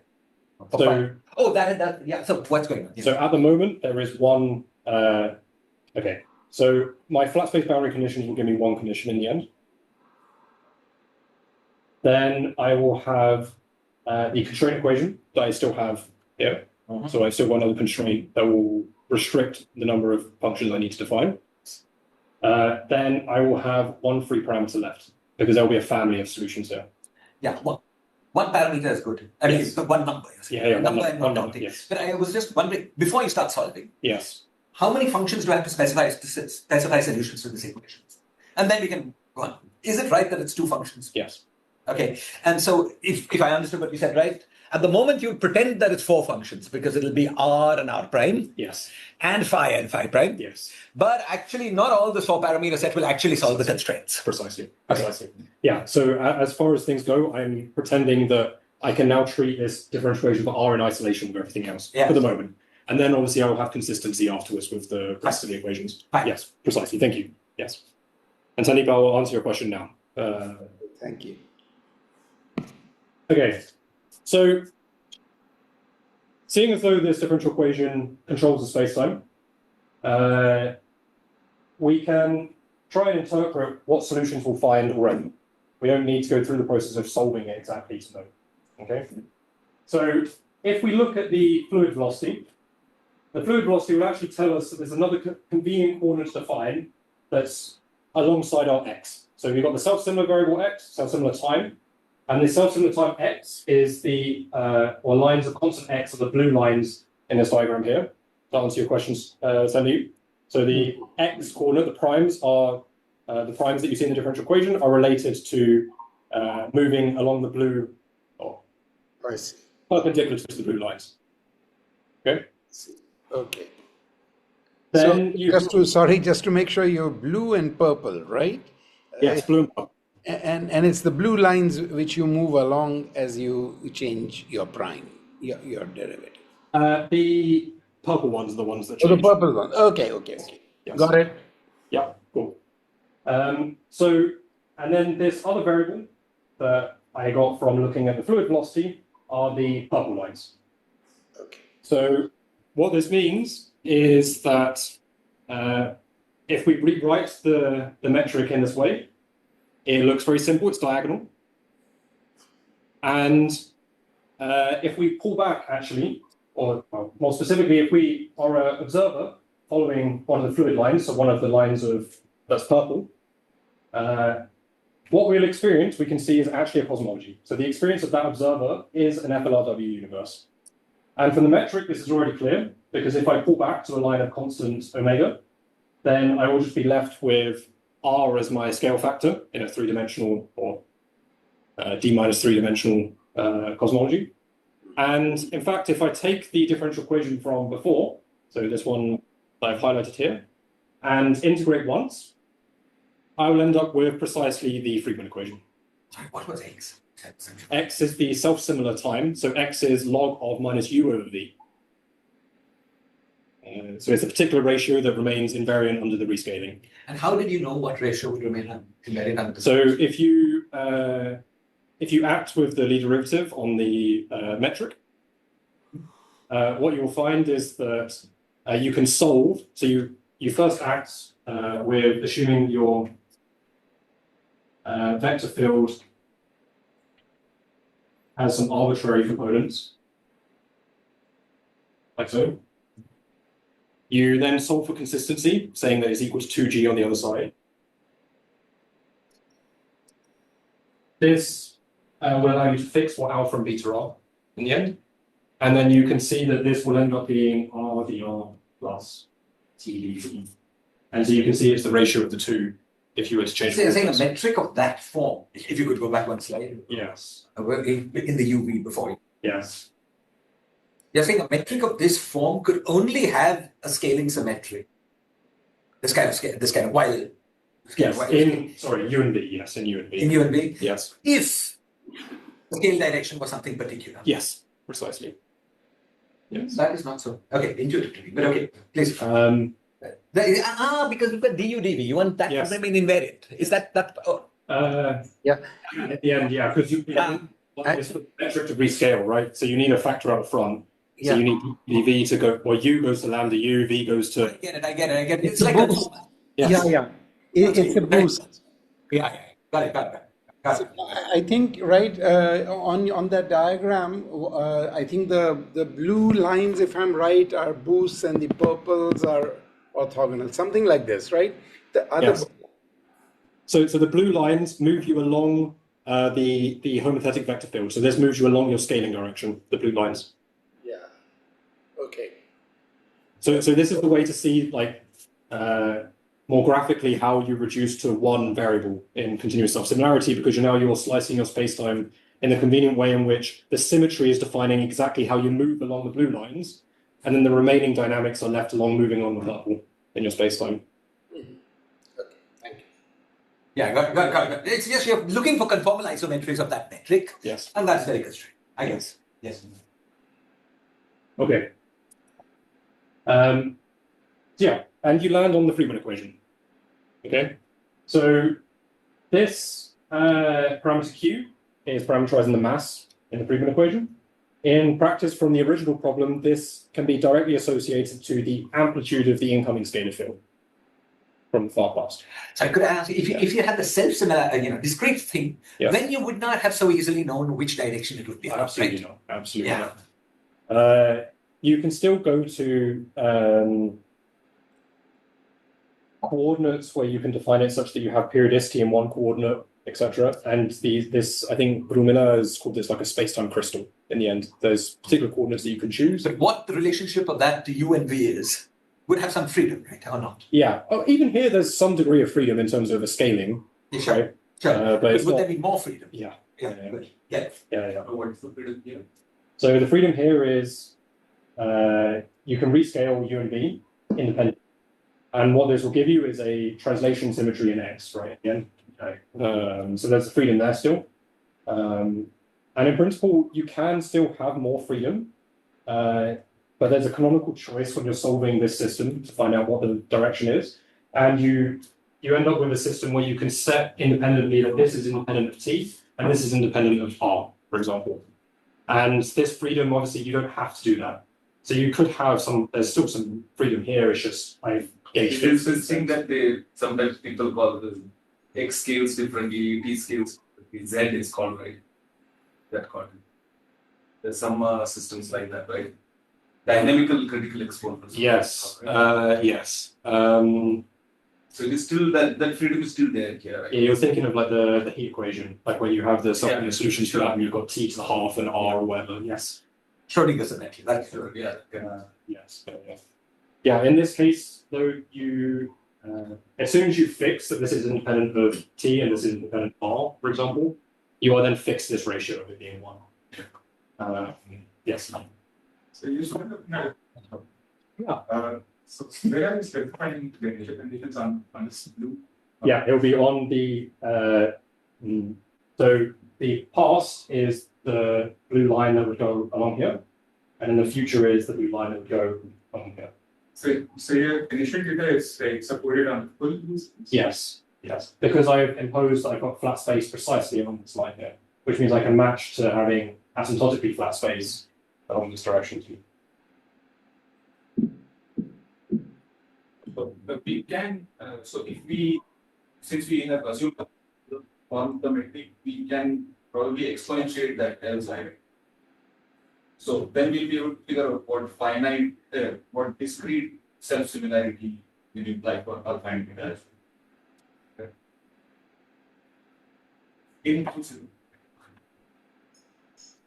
But you're going to find a discrete self-similarity that would be part of a continuous family. No, maybe it is more general. No, but I mean, if you've got a more general discrete self-similarity, it's not necessary that it's an exponential of an infinitesimal thing that is itself a self-similarity. He's imposing that the infinitesimal thing is itself a conformal killing vector of itself. And then he solves for this. Yeah, because if all I do is I say, the way that people deal with the periodicity or the discrete self-similarity is they impose periodic boundary conditions at the end. This is fundamentally how they deal with it. As they say, after a discrete step, I should have the same function again, scaled down by an amount. Yes, that would effectively be like exponentiating it. So e to the n L sign. Yeah, and then you would have to put the condition that is a scaling set. Without L psi itself. Yes. But he's doing the mathematics of putting L psi as a scale. So you get a different answer. Or you could get a different answer. You will have a variable, circular variable. Yeah. Exactly. So I've got the Friedmann equation in the end. So the experience of an observer is very neatly described. And so I can give some intuition, because I will come back to this Friedmann equation in the end, for what it means to have different amplitudes for the incoming field. So different values of Q, the different mass of the space-time. So Q is the integration constant from integrating the second order from. And in the end, you can see that it sits as the mass in the Friedmann equation. Or in the original problem, you can see that it's the time goes to minus infinity amplitude of the state field. Okay, so if Q, if you've got a Friedmann potential that looks like this, with suitably defined cosmological constant and curvature, etc., then you can expect that there are 3 different categories of solutions depending on the value of Q. You've got the big bounce, you've got the crunch, and you've got the unstable Einstein-like universe. And in each of these cases, the crunch will correspond to the black hole formation for the observer. The dispersion for the total space-time is the big bounce, and the unstable Einstein-like universe is the critical solution. Okay, so, sorry, can I ask, you're imposing that the scaling solution, the scaling symmetry is exact all over space, mathematically, right? Yes. So I can understand there's a scaling solution, but it's not clear to me that scaling solution should itself be asymptotically flat. In the future, it won't necessarily be. And in the past, it's only that because we impose the boundary conditions to be case. So that it's possible to do that, isn't that not trivial? I mean, you could imagine that you get a scaling solution Yes. such that it's something, and then you try to continue that all the way to infinity. It's some crazy thing at infinity. Yes. But you know somehow that that doesn't happen. Right? Because physically it only happens at short distance, right? Yes. Yeah, when you're undergoing the collapse numerically, yeah, you'll see it only in the scaling regime. Yes. Yes. So why then is you put the condition that that scaling solution, Yes. if you continue it out to r equals infinity, is so nice that it. Yeah, it's an assumption. It's an assumption. It's not something that you necessarily. I agree that it's not obvious that you can guarantee this. But is there a check of this assumption? I mean, for instance, So it's consistent, right? I mean, I guess this equations are consistent Yeah. in sigma setting to 0, right? Yeah. That's your class. okay, it's consistent, but say we're interested in what actually happens in collapse. We get some scaling solution. Now, that solution, if you continue to r equals infinity, may not have this property. No, but I think the pi will turn out to be scaling symmetric. It will turn out, it's not yet solved for pi, right? So it's first solved for the space time, and then it will solve for pi. Yes. And that will give you the boundary conditions. Those will be times here. That's what. We have all the support. R equal to infinity. That won't be infinite mass, for instance. It will die down. Yeah, this is so if you are supercritical, if you impose exact scaling symmetry, Yeah. what happens is that if you are then supercritical, it's exactly like this big crunch, right? Your entire space-time becomes trapped. Yeah. Your mass of your black hole that you form in the end is infinite. I can't give you a read of what's happened then. So then it's very different kind of initial condition from what you actually do in collapse, right? Yes. But So how do we know that the thing that you actually do, if you put it and then continue back, yes. It's because what we care about was what I showed earlier, right? Was in the cartoon, you might start somewhere over here where your initial conditions don't have you having this nice property of anything at infinity. Right. But the point is that we want to know what the solution is that we observe when we get close to the scaling point. Yeah, I understand that. My worry is that the actual solution of interest Yes. will be one such that if you continue to r equals infinity, Yes. would give you something singular at r equals infinity, and that you're excluding that by demanding something nice at r equals. I see. I mean, that could easily happen, right? Because That criticality, the black hole is going to have 0 mass, right? yes, So all this other infinite mass will just go off to infinity. So even if you start off with some yeah, no, but my worry is just, I mean, just to say again, the worry is that if you take the real solution and then just mathematically extend it to infinity, forgetting about what that physically means, it would be a very ugly space-time at infinity, so ugly that it's not in the class that you're considering. But why would you necessarily like if I'm imposing that you've got a scaling symmetry where, for example, the amplitude of the scalar field is going to grow as you approach the scaling origin? Yes. Uh, You're saying it will naturally decay to infinity. Not so clear, right? It could bounce back. You know, it happens all the time with these Bessel function kind of things. yes. That, for instance, if we try to do this in perturbation theory, we would have one boundary condition for ingoing, second boundary condition for regularity, and these don't naturally continue to each other. The solution nearby would have the wrong boundary condition at infinity. So, and then there's some overturn. Right? I'm saying that there are many examples where if you did this, Yes. you would get the wrong thing. It seems to me. So I was wondering why the subject. So sorry for interrupting, and I shut up because anyway. Sorry, can I got a bit confused, Shiraz, just to ask the speaker, sorry. I mean, is the idea that the real solution, as Shiraz is emphasizing, develops at least a discrete self-similarity, and then you somehow want to just look at a solution which has that exactly everywhere, although you've got a continuous one here, in the hope that somehow that the self-similar region in the real solution will look like some part of this space-time? Is that the motivation, or That's the motivation. The issue that Shiraz is raising is if it's consistent to then assume that this has nice initial state. If you assume continuous self-similarity, if in the far past it is flat space or something that's nice in the far past, whether by imposing that it's got regular conditions in the far past, if this is if you are still capturing the actual solution. Yeah, it could. I was thinking, Sandeep, that it could have been, at least in principle, that the actual solution that formed is this nice self-similar thing in some patch around the origin. Yes. And then it's very different in the middle, and it's nice and smooth at infinity. And then it's impossible to take that nice, smooth, self-similar solution at 0 and extend it to infinity in a smooth way. Mm-hmm. No, I understand. Yes.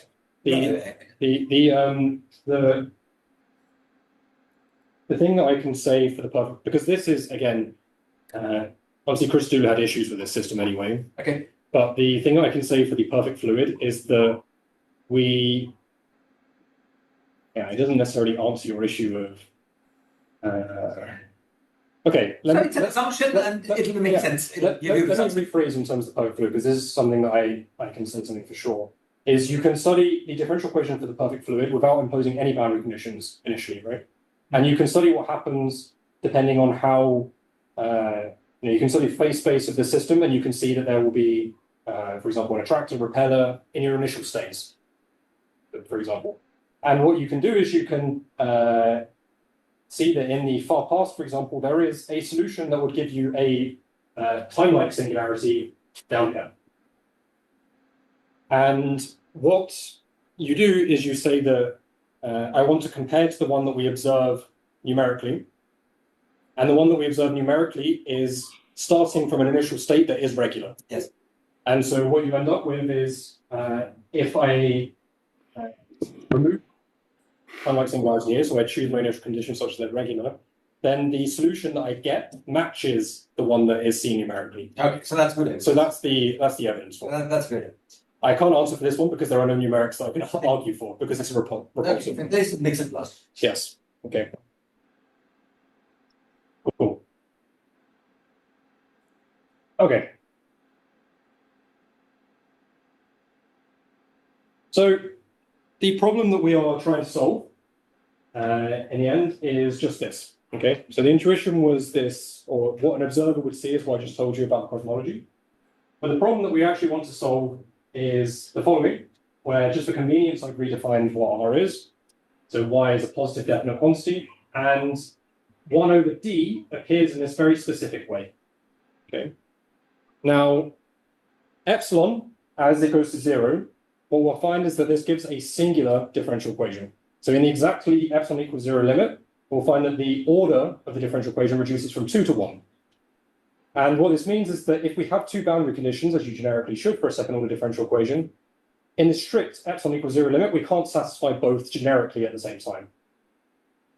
Now, the way that you deal with problems like this is in a method called match asymptotics or boundary layer analysis. And it's used by mathematicians for fluids and things like this a lot, even for PDE systems. So it's not inherent to the fact that I'm working with ODEs here. So to avoid having to go through all of the slightly not nice, non-linear case that we have, I'll just go through a very simple example of how this works. Unfortunately, moving over to that computer has destroyed that graphic a little bit, but we'll see.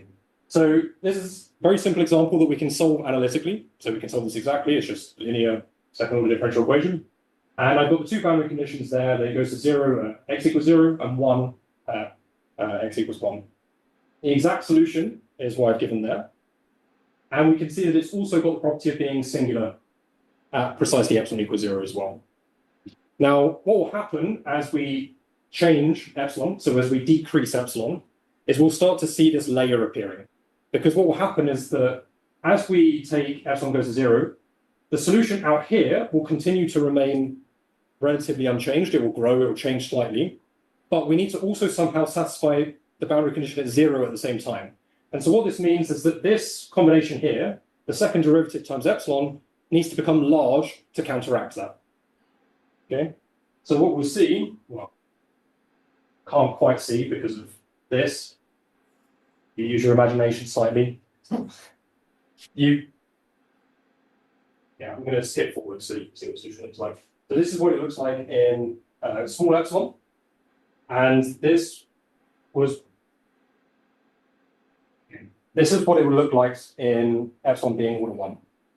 The point is that there's no defined regions here. It seems like one smooth function. You need everything to be able to describe it. However, when we go to this point, you can see that there's been this tiny, tiny layer near the origin where the derivatives have kicked on very strongly. And these derivatives force the function to come back down and match the boundary conditions as you wanted. And so this is the separation into regions that we expect to see from the gravity side. Okay. Now, the way that you solve the system more mechanically is that you would look for dominant balances between the terms. So what you do is you rescale your independent variable with some power of epsilon, and you look to see when different terms in your differential equation can balance and be larger than the rest. So just to say, this is exactly the same distance that appears in the membrane. Yes. Yeah. So this epsilon will be precisely that distance between the origin to that turning point. That's that steep part. It can be more complicated in other situations. For example, if it's nonlinear or some boundary conditions are very precisely tuned, it can look different to it being just epsilon. So there are two dominant balances that you can find for this differential equation, corresponding to the two different behaviors that you see in the plot. So the first one is where you say that the second term and the fourth term are of a similar size. This tells you that alpha's got to be 0. This is not scaling the independent variable. This is your outer region, as it is called. Okay. So this region is everything up to this turning point here. So 2 with 4 describes the outer part, the part that's regular as epsilon goes to 0. Then you can find another dominant balance between 1 and 2, where alpha is equal to 1. And so this corresponds to rescaling x to some order 1 parameter z times epsilon. So you're zooming in to something near the origin here, in this case. And this is how you resolve the issue, because zooming in here will no longer mean that this is a small part of your graph. You've zoomed in and you can resolve it properly as a something that should be regular as long as epsilon is not precisely 0. So this is the way that you do it. You take the full differential equation, you take asymptotic ansatz, so you assume a power series, for example. In other situations, it might be you have square roots or other things might appear, sometimes logs as well. And you solve each independently. You assume that this forms a basis and you solve each independently. And order 1, seeing that this is describing the outer region, we can fix the boundary conditions at x equals 1 to how we expect it. Okay? And so we end up with a very simple function to describe this region. If you were solving a linearized equation around a Schwarzschild black hole in the same situation, you'd get some very similar behavior, right? Mm-hmm. Yes. Then what we do is we go to the inner region, so we rescale x, and we end up with a different differential equation. This time it is second order rather than first. And so we can impose the boundary condition at x equals 0 there, but we can't impose the boundary condition at x equals 1 because this solution is not valid out of there. And so what that leaves is one boundary condition that's unfixed, or one constant left in the solution, which is just this a. This is what we call a matching coefficient. So the power of this method is that we can determine what a should be based on the two solutions that we have. So if we take, there are several ways to do this. One of them is called Van Dijk's matching rule, which is essentially where you take one of your solutions, so your outer solution, you write it in terms of the inner variable. So I rewrite that solution in terms of z, expand in epsilon, then do the same thing for the inner solution in terms of the outer, and then I look at what happens for each of them. And if I match and I say these two things are equal, I find that a should be equal to Euler's number. And the point is that this relies on the fact that what I'm doing is I'm pushing the inner solution towards the outer, and I'm pushing the outer solution towards the inner, and computing what their value is in an overlap region. So they are both valid over some same region within the plot. I mean, the crucial thing is that there is an overlapping region of validity, right? I mean, precisely. Okay. Precisely, yes. So this overlapping region of validity, you can do the matching in another way to see how this happens exactly. So you can scale by some intermediate variable like square root epsilon, for example, and you'll be able to see that you can explicitly match in this way instead. So one of the solutions is valid when x is much, much greater than epsilon. Yeah. And the second one when x is much, much less than 1. Yes. And therefore, since epsilon is smaller than 1. Yeah, exactly. And then there's some region between the two where they're both equally valid. Yeah. And this is the overlapping domain of validity and the eventual. But you can actually go one step further for this plot. I mean, the plot, you can already see that it's a pretty good description in each of the regions. But this method actually allows you to go one step further and form a composite solution, which is where you add the outer to the inner and subtract their overlap. And so this is the composite solution, which I plot in orange here, which has uniform errors across the entire domain that you're interested in. So this is order epsilon wrong everywhere that you would want to look, rather than having two different functions describing each of the regions. You can actually come up with one in the end that describes everywhere. Sorry, what was the problem with solving just C-linear? Just the what, sorry? If we put just L0, Yes. if we solve that, what's the So the problem is that this would be the outer region that I just described here. And what you can see is that the order has dropped by 1. At epsilon equals 0, I've gone to a first order differential equation. But a first order differential equation will only give me one free parameter to fix a boundary condition. I've got a differential equation defined by 2. So generically, this function that I get out here, this e to the minus x minus 1, if I plot it, I can see very clearly that this intersects the axis e not at 0, as the boundary condition should impose. what is the difference between you just solve that and by the method you solve this by this overlap? What's the difference between what? What's the difference between the function that you solve with just that linear this y prime equation Yes. and the one you got right now, the one you solved with this matching? As in this one in the end. Yes. So the difference is I've added the inner solution. So here I've got the green plot, which is my inner solution. And then I've got the red, which is the outer. So the two different scaling limits of the differential equation. I can add those two together, subtract their common part of their function, the overlap, and then end up with the one function in the end, is orange. What is this overlap? Sorry, please say again. So the overlap is, you can implicitly think of it like this region here. So this region where it looks like they're both. I'm trying to understand what do you mean by subtract the overlap. I've got two functions. Sorry, the overlap is this matching here. So this is. So what I'm doing, implicitly what you're doing when you're doing this matching is I'm taking the inner solution and I'm pushing it out to the other one. Then I'm taking the outer solution, pushing it into the inner, and then what happens in the middle should be described by this overlap here. I see. So it's like you're subtracting the infinite behavior of the inner solution, yes, and also the zero behavior of the outer solution. Exactly. Exactly. Exactly. Yeah. And so this is how you get something that looks correct in the end. Got it. Yeah. Okay. And I think of it as to avoid double counting. Yes, it's precisely to avoid double counting.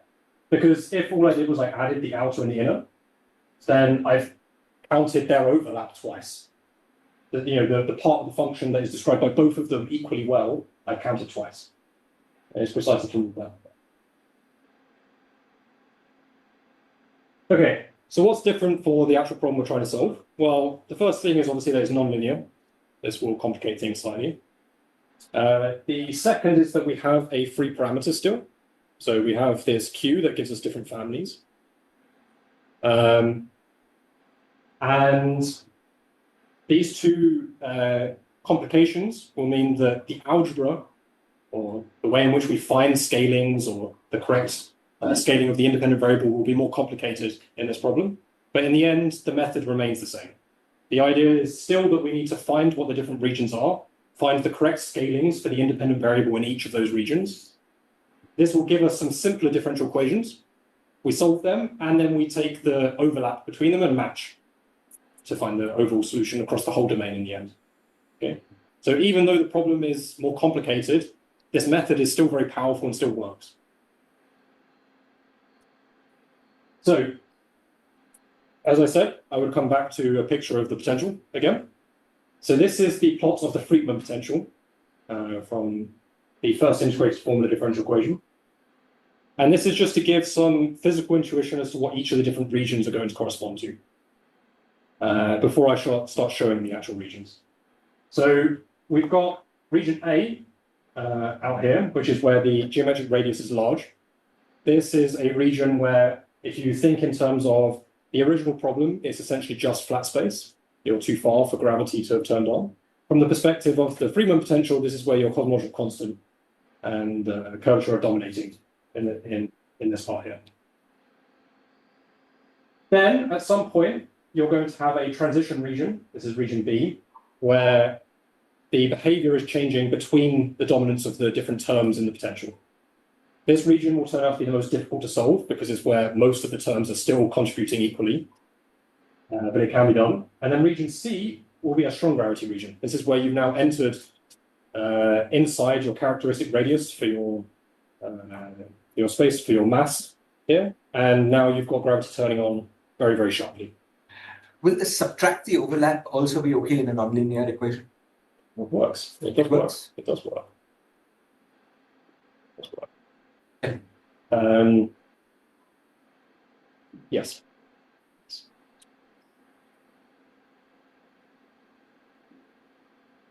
Okay, so I've got the different regions, and the problem will also split into the different families of solutions based on the value of Q, as I said earlier. So you've got the ones that will form the black hole, the ones that don't, they disperse, and the one that will be critical. So I can show you the phase space of that differential equation, and it looks like this. And we can see that the critical solution, just like the unstable Einstein universe, will correspond to evolution to a saddle point in the phase space. So this is why it's, I mean, even within the CSS situation, we can now see that we'll have, we've got like a baby phase space version of the Choptuk system. i.e. we've got one particular solution that will evolve to the fixed point, and if you're slightly off of this, you'll get repelled in an exponential way to either form a black hole or disperse. It's like a... What are the axes again, please? Why? So y... so y and y prime. Yeah. What will happen, please? Yeah, no. So y is r squared. So it's your geometric radius. So it's just the geometric radius squared and its derivative. So where is the one parameter set of data I'm supposed to put? So it's all exponentially, as in like in the far past, it's all exponentially close based on, in principle, this Q that I mentioned before, this free parameter, the thing that's still free. So if I go back to the Friedmann potential, this parameter is free. I've never fixed it. And I can show that this Q is related to the amplitude of the scalar field as it's incoming. Oh, wait. Now I understand. Is it that because you put the symmetry, yes, now the data is just numbers? I see that.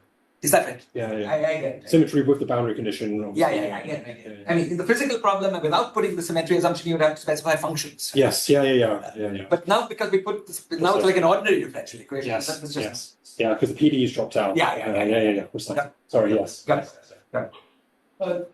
The arrows are the Lie derivative. No, these arrows are just a standard dynamical system. Just think, if I write down the phase space or ever draw the phase space for a harmonic oscillator, for example, you would have the circles for the centers, right? These are constant something. No, these are the time evolution of the system. So your system starts down here.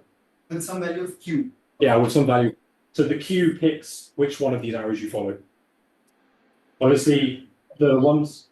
Yes. So, sorry, but is it the case that, going back to your original picture, there were the blue lines which were these isometries, and then there were the purple lines where things changed? And are the arrows here telling you how the radius r would change as you move along those purple lines? That is, initially it becomes small, and then is it something like that, or? Yes, it's telling, these arrows are telling you how the radius changes as you move along the fluid lines, along the purple lines from what I drew before. Yeah, okay. Thank you. Purple lines are perpendicular to the Lie derivative. Yes. And this is why it's reduced in such a nice way. Isn't the solution supposed to be a point in the phase space? Isn't The solution supposed to be a point in the phase space rather than months?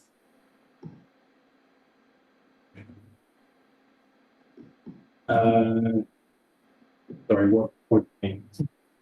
Because once you fix the position velocity, Yes. solution is fixed. Sure. Yes. Agreed. But I still have this free parameter Q, yeah, which is why I'm saying that I still got some freedom. And so these different colored lines are for different values of Q, or what you see in the phase space. So yes, I completely agree. If you were to specify the value of Q, I would be following only one of these trajectories.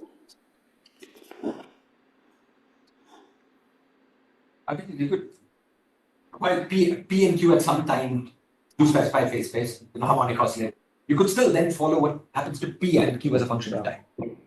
Right. So regardless of your actual system. That's what it is. Yeah. And the one thing I want to highlight here is that actually it's important, once we have this other free parameter, i.e. the amplitude of the incoming scalar field, there's actually a distinction based on how supercritical you are. Okay. So criticality is associated with this saddle point here. There are some values of Q, for example, what I've called the very supercritical here, this orange one, that doesn't resolve the saddle point. It doesn't see it. And so we'll see that this doesn't see that region B that I spoke about before. It completely transitions immediately from region A straight into region C. So straight from effectively flat space into strong gravity. It never goes through this very slow approach to the saddle point. Because what should happen in a dynamical system is that it takes an infinite amount of time to reach the saddle point. So what happens if you resolve it is that you're resolving something of a different time scale to the strong gravity region. Okay? So here I will show each of the different solutions, so the supercritical, the subcritical, the critical, etc., and show what the plots look like, what the solutions look like, and label each of the different regions that you would otherwise see. Supercritical is black hole forming? Black hole forming, yes. In this case, well, as you can see, totally trapped. So in practice, infinite mass here. And so this is precisely what I just said, where in the case of the very supercritical, so where Q is much, much bigger than 1 in this case, we find that the solution goes straight from region A, so flat space, straight into the strong gravity region C. If you are close to criticality, what you start to do is resolve that saddle point. And so what you end up having, what ends up happening, you end up with a very slowly evolving region. This region B associated with the saddle point, opening up. So think of this plot as I'm getting closer to criticality as I move along each one. Okay. Now, when I'm exactly at critical, this point at which I would form the black hole, so obviously this y going to 0 here is my geometric radius going to 0, and I form this singularity. So I've now pushed the point at which this would happen further and further into the future to the point at which it doesn't happen. And this is the critical solution. And so this asymptotes forever along this line. And then finally, if I keep decreasing, what we'll see is that the solution will then bounce back up, and you'll get another region of flat space again. Okay. So I guess the thing that's very different to what's been seen before in terms of this near horizon large D approach is that this is associated with a very different time scaling of a square root of the number of dimensions instead. Oh. It's a slower time direction that's associated with the fact that you're on the precipice of forming a horizon or not. Okay. And sorry, sorry. Do you have? Is there a violation of cosmic censorship in that? Is it the case that the critical case has a singularity, but it's null, and light rays from the singularity can't get to asymptotic infinity? But is it, or am I understanding right? Or is there a violation of cosmic censorship somewhere as you go along? So here, the situation is that the critical will give you a null singularity. So no, there will be no observer that's going along asymptotic future will hit the singularity at the same time that they'd receive any light-like signals from the singularity. Okay. So yeah, in this specific case, we don't have the same argument that Chopwick did. Okay, got it. Thank you. Okay, so I will. Yes, right. Similarity is actually expressed, right? So, and if it is, I think it feels like this similarity is also asymptotic. As in this case. In this very super great. This one? Yeah. Yes. Yeah, it's totally trapped, the spacetime. Like a black hole. Like, yeah. But this chi-0 is asymptotic element, so it's not trapped inside space time. Its trapped surface like all over the space time. Yes. Yes. Yeah, this was the sense in which I was saying earlier that there's, in principle, this is an infinite mass solution. Yes, it's exactly. Well, okay, so in the end, what we now need to do is exactly the same as in that simple example where I had the two regions that I had to solve for and then match them. I now need to find what the right scalings are for region A, B, and C, solve the differential equations for each of these regions, and then try and match them together. So the first thing to mention is that obviously, yeah. Thanks. Just an organizational question. Yes. In the interest of getting lunch, we should try in 15 or 20 minutes to finish. I can for sure finish in time. For sure. I apologize since the delay is because of. No, for sure I can finish in time. No more. I'm at the punchline, essentially. So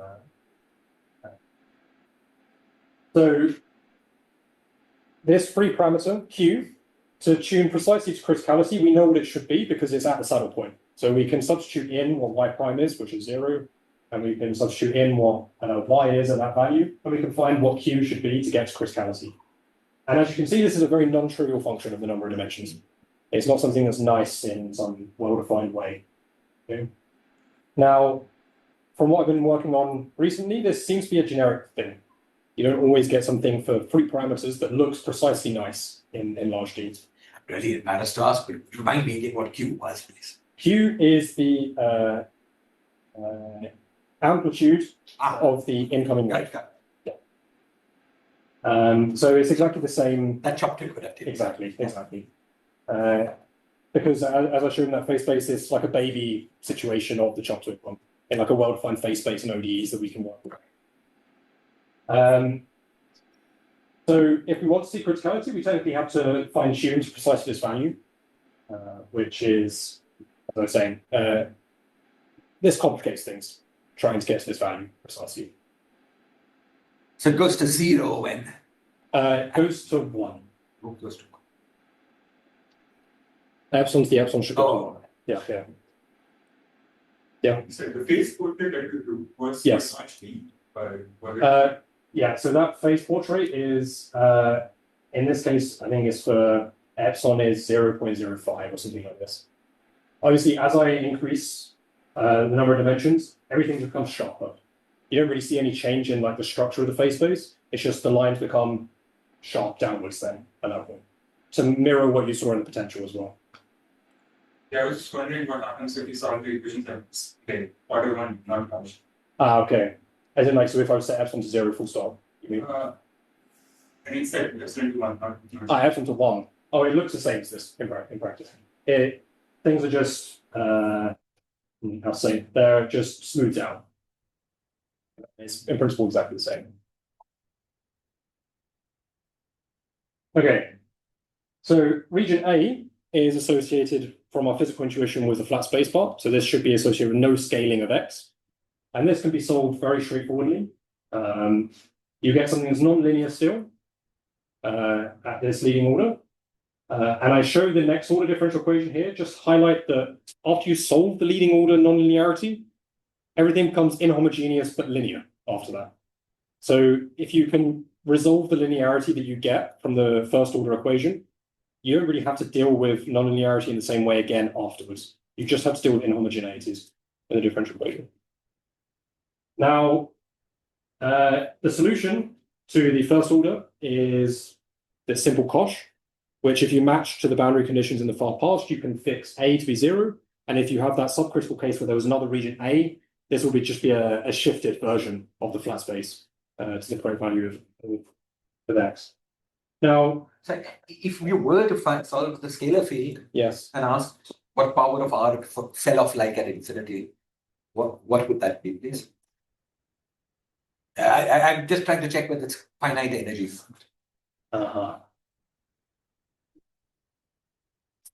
my recollection of what the solutions looked like, it was the hypergeometric, so in region A is a hypergeometric function, the solution to phi, which in the region that we're interested in should be It would be just the normalized. an exponential, yeah. I think Exponential. I think I thought it's you had a scale symmetry here. no, so I think it's an exponential in x. Ah. Uh, X is related to R. This you had some. yes, and it's related to R in the following way. Lost the truth. So x was log Right. yeah. Yes, it should be some function. Some power of some R. power of R. But the power is a negative power, right? Because Yes. it dies down. Yes. Okay. Yes. Like radiation. It's the power of Yes. radiation. Yes. Yes, it should be. It should be. Okay. Off the top of my head, I can't remember precisely what it looks like, but yes, at least physically, this would make sense to me. Yes. And a similar question about you compute the ADM energy or 1D energy on your solution in the case where it's not formed black hole. Yes. Is that finite? It just feels odd to me that you've got a scaling symmetry and a finite mass. Yes. That feels odd.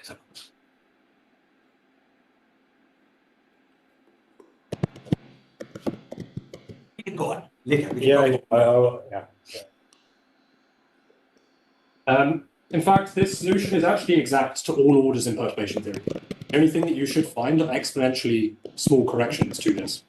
So the first order, if you're trying to solve the next order differential equation, for example, find get no corrections. Boundary conditions will force any other corrections, y1, y2, etc. just be 0. But this region is actually exact. The solution is exact in that region, up to exponentially small corrections. There's some version of this Birkhoff theorem. Right. It's spherically symmetric ordinary differential. Yes. Yeah, okay. But what's happening here is that if you were to go all the way back to the u and v coordinates of the metric, you find this precisely flat space.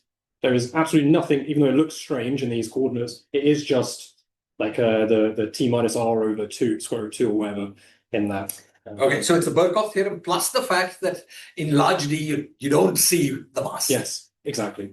Okay. Yeah. Then we've got the singularity region, so where we form the black hole, when we form the space-time singularity. And we saw in the plot that this was associated with y going to 0, so our radius going to 0. So what we can do is in the differential equation, or in the first integrated form, we can take to try and work out what kind of scaling we should have, or some kind of intuition as to what the ansatz for the solution should look like. We can keep only the terms that are relevant first in the differential equation. So as y goes to 0, we can ignore these parts, which are the parts that gave us the flat space result, and keep only the term that's diverging and the derivative as it diverges. And what this gives us is this following solution, where x0 is the exact time at which the singularity is forming.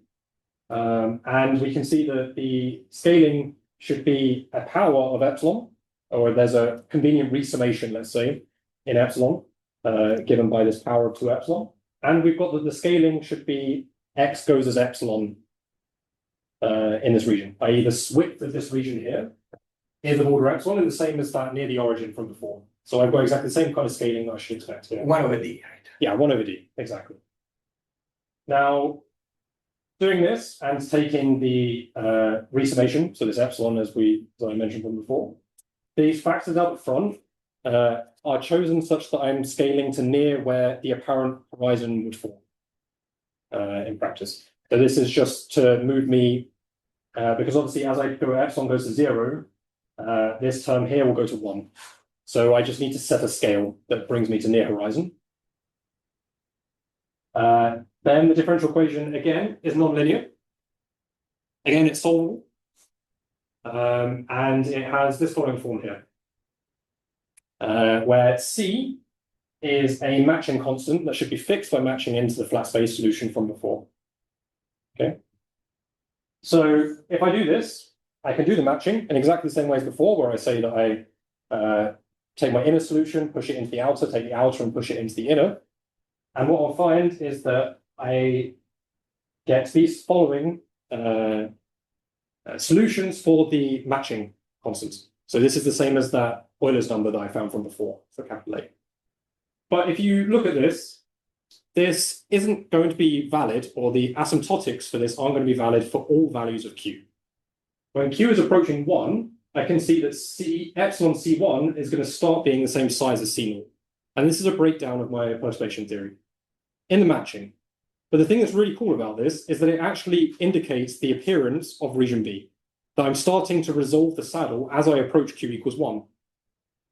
Because what will happen is that what I'm effectively doing is I'm tuning closer and closer to criticality, and this C region is being moved further and further to the right on the plot, or in later in times. And so the breakdown will happen because I'm no longer matching A directly into region C. I've now got another region in between that needs to be there first. Okay, so this is the understanding we have of why there's a breakdown in the solution here. And this corresponds to that critical Q following that critical point in the phase space. Yeah, from resolving the saddle in that phase space. Yes, precisely. And so this flat region will be, like you said, will be the true self-addressing. Yes, yeah, it will be the one that is critical. Yeah. The solution. So seeing as the region B is associated with the saddle, and we want to find out what timescale should be relevant for this, we can linearize about the saddle and see what the analog exponents are there. And we will find that it's a 1 over square root epsilon, or square root D scaling in this region. So if we take that scaling and plug it into the differential equation, we will find the following differential equation. Now this looks very nice and very simple. However, you can't find a completely closed form solution to this. Unfortunately, there's one. The first derivative being squared completely spoils any kind of analytic solutions that we have for these kind of differential equations. Having said that, you can still solve it in such a way that allows you to match in terms of a series of exponentials that are decaying, and you do this based on the boundary conditions that you expect. So you expect this to be an asymptotically decaying solution as x goes to infinity. So you can find a solution that is good enough to match in the end. Like harmonic oscillator with V square friction. Yes, yes. You'd think that there should be something for this, right? It looks like air resistance to me in a lot of ways, but yeah, I couldn't find a solution, unfortunately. But just to flash the solution, don't worry, it's just there. You can solve it, it just doesn't look very nice. And the point being is that I could match as well. So I was able to match the two solutions, even though it's not an exact solution to the differential equations. The matching is slightly more complicated this time. You can't do this pushing into the other region because it's not a true solution.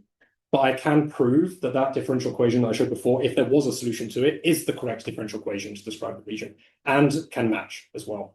You can prove this in the problem. So in the end, what you do is you can solve the problem numerically. You can glue together each of your different solutions for each of the regions. You can form a composite in the case where I have exact solutions to all the differential equations. And your errors, if you look at them, are all of the expected order. If I've got region A up to order epsilon, region B, region A again, etc., you can see that all of the errors in the residuals plot are order epsilon squared, as you would expect for a solution. So up to order epsilon, you can solve the problem, up to some power of epsilon.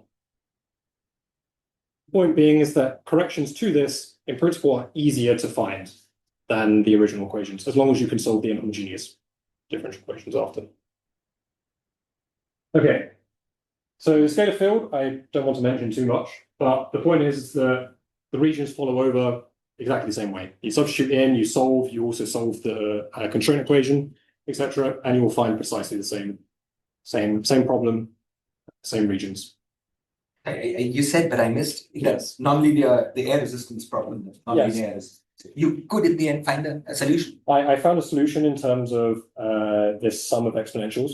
That's a formal solution in the end. So an infinite sum. Yeah, it's an infinite sum. It's a formal solution, but that formal solution is good enough to match.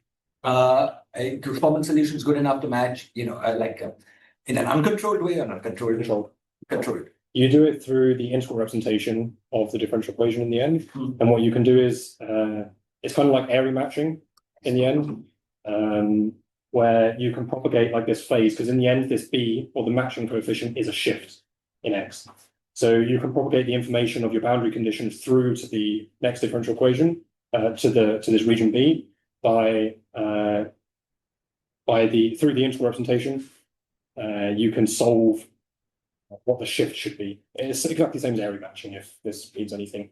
So is it right that you basically, it's like some order by order kind of thing? You can solve each term and use that to do the matching. Yes. Okay, got it. Okay.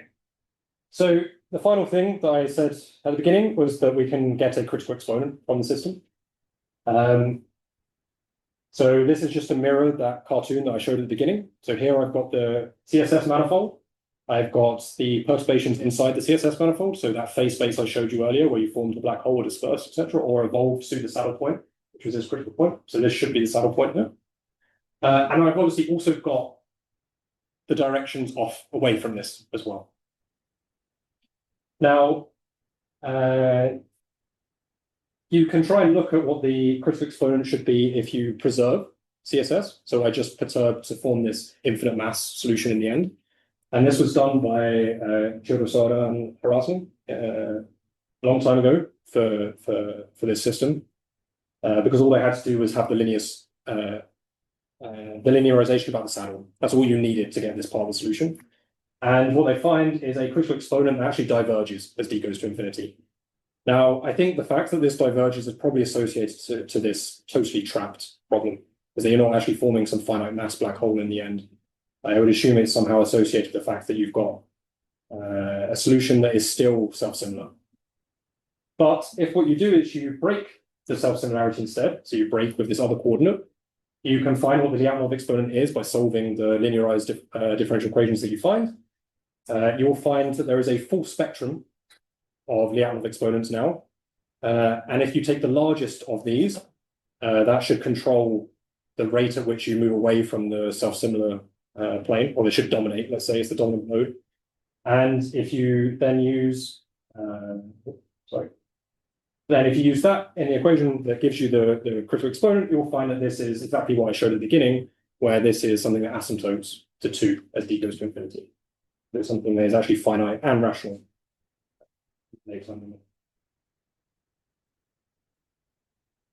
Okay, perturbations is quick because a lot of this is just algebra that's just not very interesting in the end. It's just solving linearized equations. So, okay. So the main point I was trying to make is that yes. So you have your solution. Now you linearize around it. You allow it to break. You allow your perturbations to break the scaling symmetry. Yes. And then you look for the most relevant. Yes. The fastest growing. Yes. Such deformation. Yes. And you find it. Yes, precisely. So there's a whole spectrum, and obviously the one that will control how the solution is actually moving away is the most relevant one. So the largest of the Lyapunov exponents in the end. Yes. Yeah. Yes. And the point was just that this is very different to the behavior of breaking inside the CSS. Because in the past, the only thing that people had done was breaking inside, because you can just linearize about the saddle to do this. And so in large D, they were finding that things were diverging. But here we find that things asymptote to a finite. And it makes physical sense, right? Because clearly physical problems are approaching it not through a sense. Yes, exactly. And so that's why we think this divergence that Soden and Harasan saw is associated with the fact that it's just a self-similar problem. Okay, so the main point is that in large D, what happens is that you are in this regime where the dynamics are separated or can be solved through a method of matched asymptotics, where in large D, you're getting regions where different forces are dominating, and hence you have effective theories that describe each of them. You can then match these together, and you are solving fundamentally still a non-linear problem, because as epsilon went to 0, I still had non-linear differential equations to solve. So I've not destroyed the non-linearities of GR that give you black hole formation, etc. Now, an idea that we have is that maybe this is isolating, in some sense, like the essential non-linearity that you need to solve to see the system. It's still non-linear, but simpler than the full case. So if you want to resolve the actual structure that you see, obviously it's hard to say that this is as simple as you could get it, but it is a simplification. Even though it was non-linear, you were able to exactly solve the matrix. Yes. That's incredible. Yes. So there's a thing in the middle where you don't really know the exact solution, but you can do the matching from here to there exactly. Yes. That's totally cool. I can say that for the perfect fluid, the matching that we are currently trying to do, we have the regions, we have the solution, we have. So in the perfect fluid case, we've got to deal with a sonic point issue. We now have, which is one of the boundary conditions you have to impose, which means that you need to be precisely hitting the sonic point through the analytic direction. This matching appears to be a lot harder to do because it seems to be in an exponentially suppressed sector that the matching happens. So I'm unsure at the moment if that is going to be able to be done precisely or if we're going to need numerical aid. What do you mean sonic point, sorry? So the differential equations.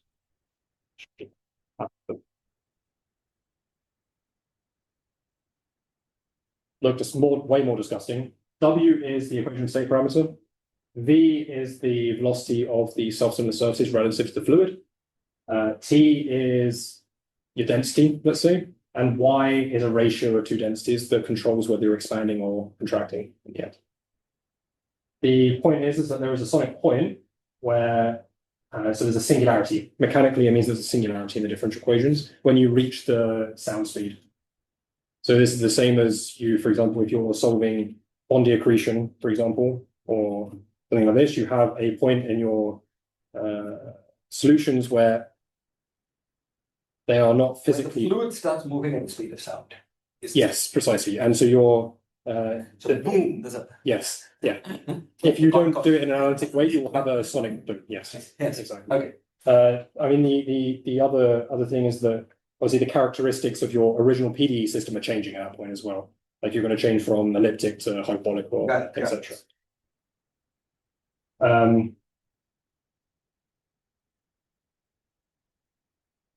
Yes, and so what I was trying to say is that the matching in that case, or the selection of the eigenvalue that allows you to pass through regularly through the sonic point, seems to happen in a beyond all orders sector of the solution, which I can find, the beyond all orders sector. At the moment, I'm struggling to pin the Stokes constant, which I think is a harder problem.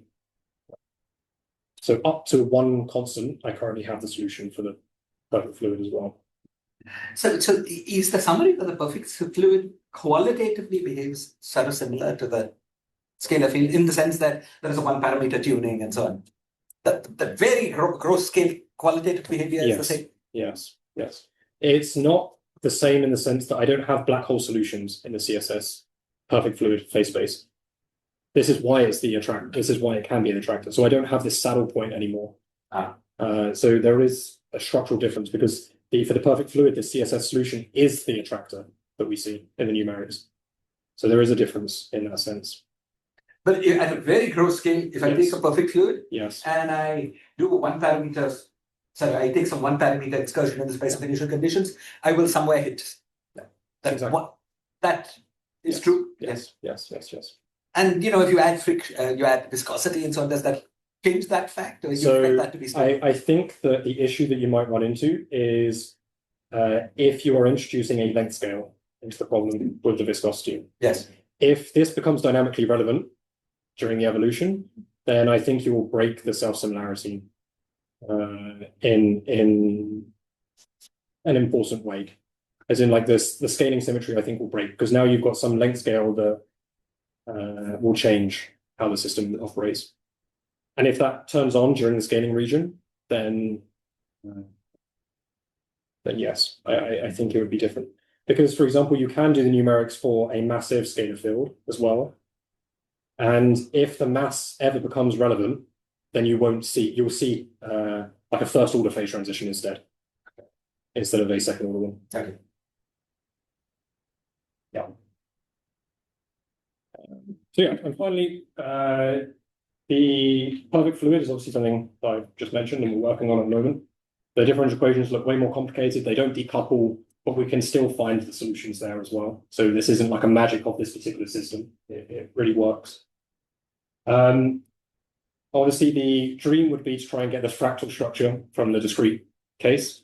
This will require probably some new techniques because these will be partial differential equations now that we have to solve. But there's been some recent interest in this by the group in Vienna, who have looked at what some of the scaling could possibly be from the differential equations for this system. There was also recently, should be in last year rather than this year, but Maria Tomasovic and Wu looked at trying to whether quantum corrections should stop the critical solution from forming, i.e., does quantum gravity stop or does it preserve cosmic censorship even in the finely tuned case? And what they're finding is that it's true, that there will be some other state that is formed instead. And the idea there is that they propose that there is also a scaling of this that goes as 1 over d. So there's another scaling that if you were to go to arbitrary dimensions again, you will find the same scaling associated with the black hole formation case. So it might be interesting to look at whether large D gives any power there as well. And finally, because it sounds like my voice is starting to give up now, there are suggestions that it doesn't necessarily rely totally on the formation of a horizon, that large D works, the gravity. So I looked at Bondi accretion as well, where, and in this case, I just took Newtonian gravity for simplicity at the start, and looked at the accretion of a fluid. And what happens there is that the dynamics localizes not around the apparent horizon of the black hole, but it localizes around the sonic horizon instead. So where the sound speed of the fluid starts to kick in, or when the speed of the fluid goes above the sound speed, sorry. And so things are localized there, and you can solve, because the Bondi accretion is solvable anyway in Newtonian gravity, but you can also solve in large D, and you can see this localization around this point. That has 1 by d scale. Yes, 1 by d scale, precisely. So it would be interesting to look if there are other systems that we would like to understand, where there's also universality, for example, such as NFW. It'd be interesting to see if you can come up with a model where you're looking at the formation of these halos in the large D limit, where you can solve something exactly and get some idea about, you know, this cusp or core problem, etc., and whether some of these models could shed light on that. Yeah. So, thank you.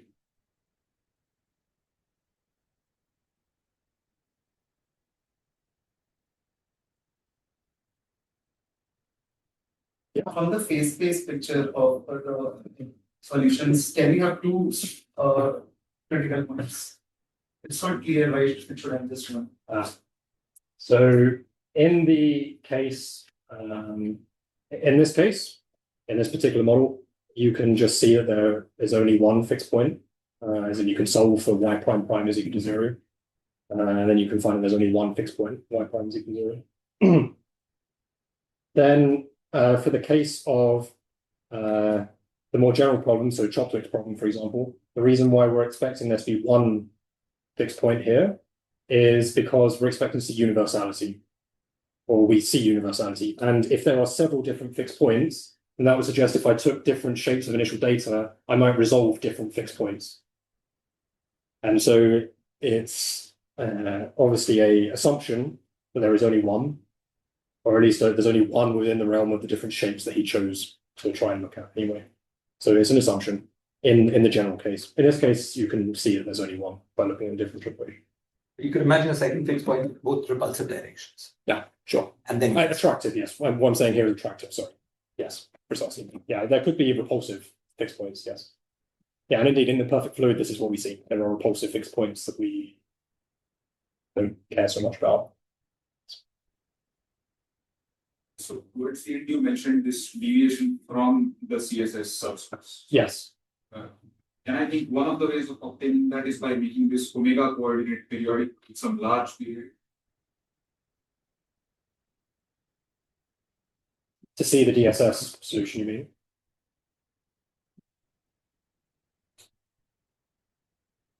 In the large D, I don't know how to answer this, because what happens... okay.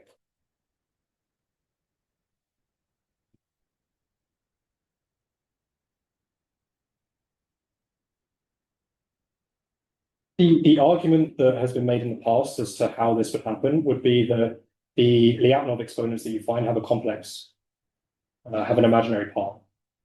And so the linearization that you do from the CSS solution, when you break it, when you find this complex or the imaginary part of that, that's associated with resolving this periodicity of the DSS solution. Now, because what will happen is that if you actually then write down what your linearly perturbed solutions are, this complex component will give you cosine, let's say, of the solution, and so you'll see oscillations in the perturbation part.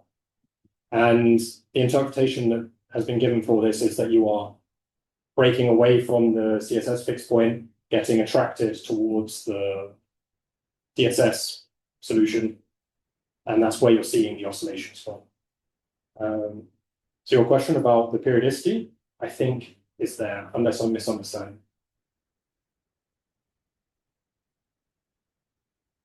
Does that make sense? I will have to. I mean, so in d equals 4, so this k is your Lyapunov exponent that you're solving for, and the shaded blue regions are the allowed regions.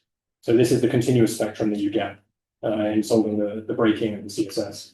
In d equals 4, what happens is that the largest Lyapunov exponent is associated with a non-zero value in the imaginary part. And this is where they are claiming this periodicity is kicking in. But the thing that happens, and this is something that I was going to mention about the Gregor-Flamm instability as well, is that there are two seemingly critical dimensions of which this perturbation's structure changes. One of them is in d equals 6 and the other is in d equals 10. So in d equals 6, for the first time, the largest Lyapunov exponent can be purely real, which we interpreted as meaning that you were no longer necessarily close enough in the phase space to the DSS solution to resolve it in the linear perturbation. Then at d equals 10, what happens is that the restriction that you have actually inverts to the other way around. So now instead of being constrained to be above this curve, you are now below or inside. And all of your solutions above d equals 6 could have purely real Lyapunov exponents. Can have imaginary components too, but seeing as though it's not uniquely fixed anymore, it seems to be a bit arbitrary as well. Maybe for further questions, so we will get that. Yeah. Very nice, very clear. Thank you. Thank you.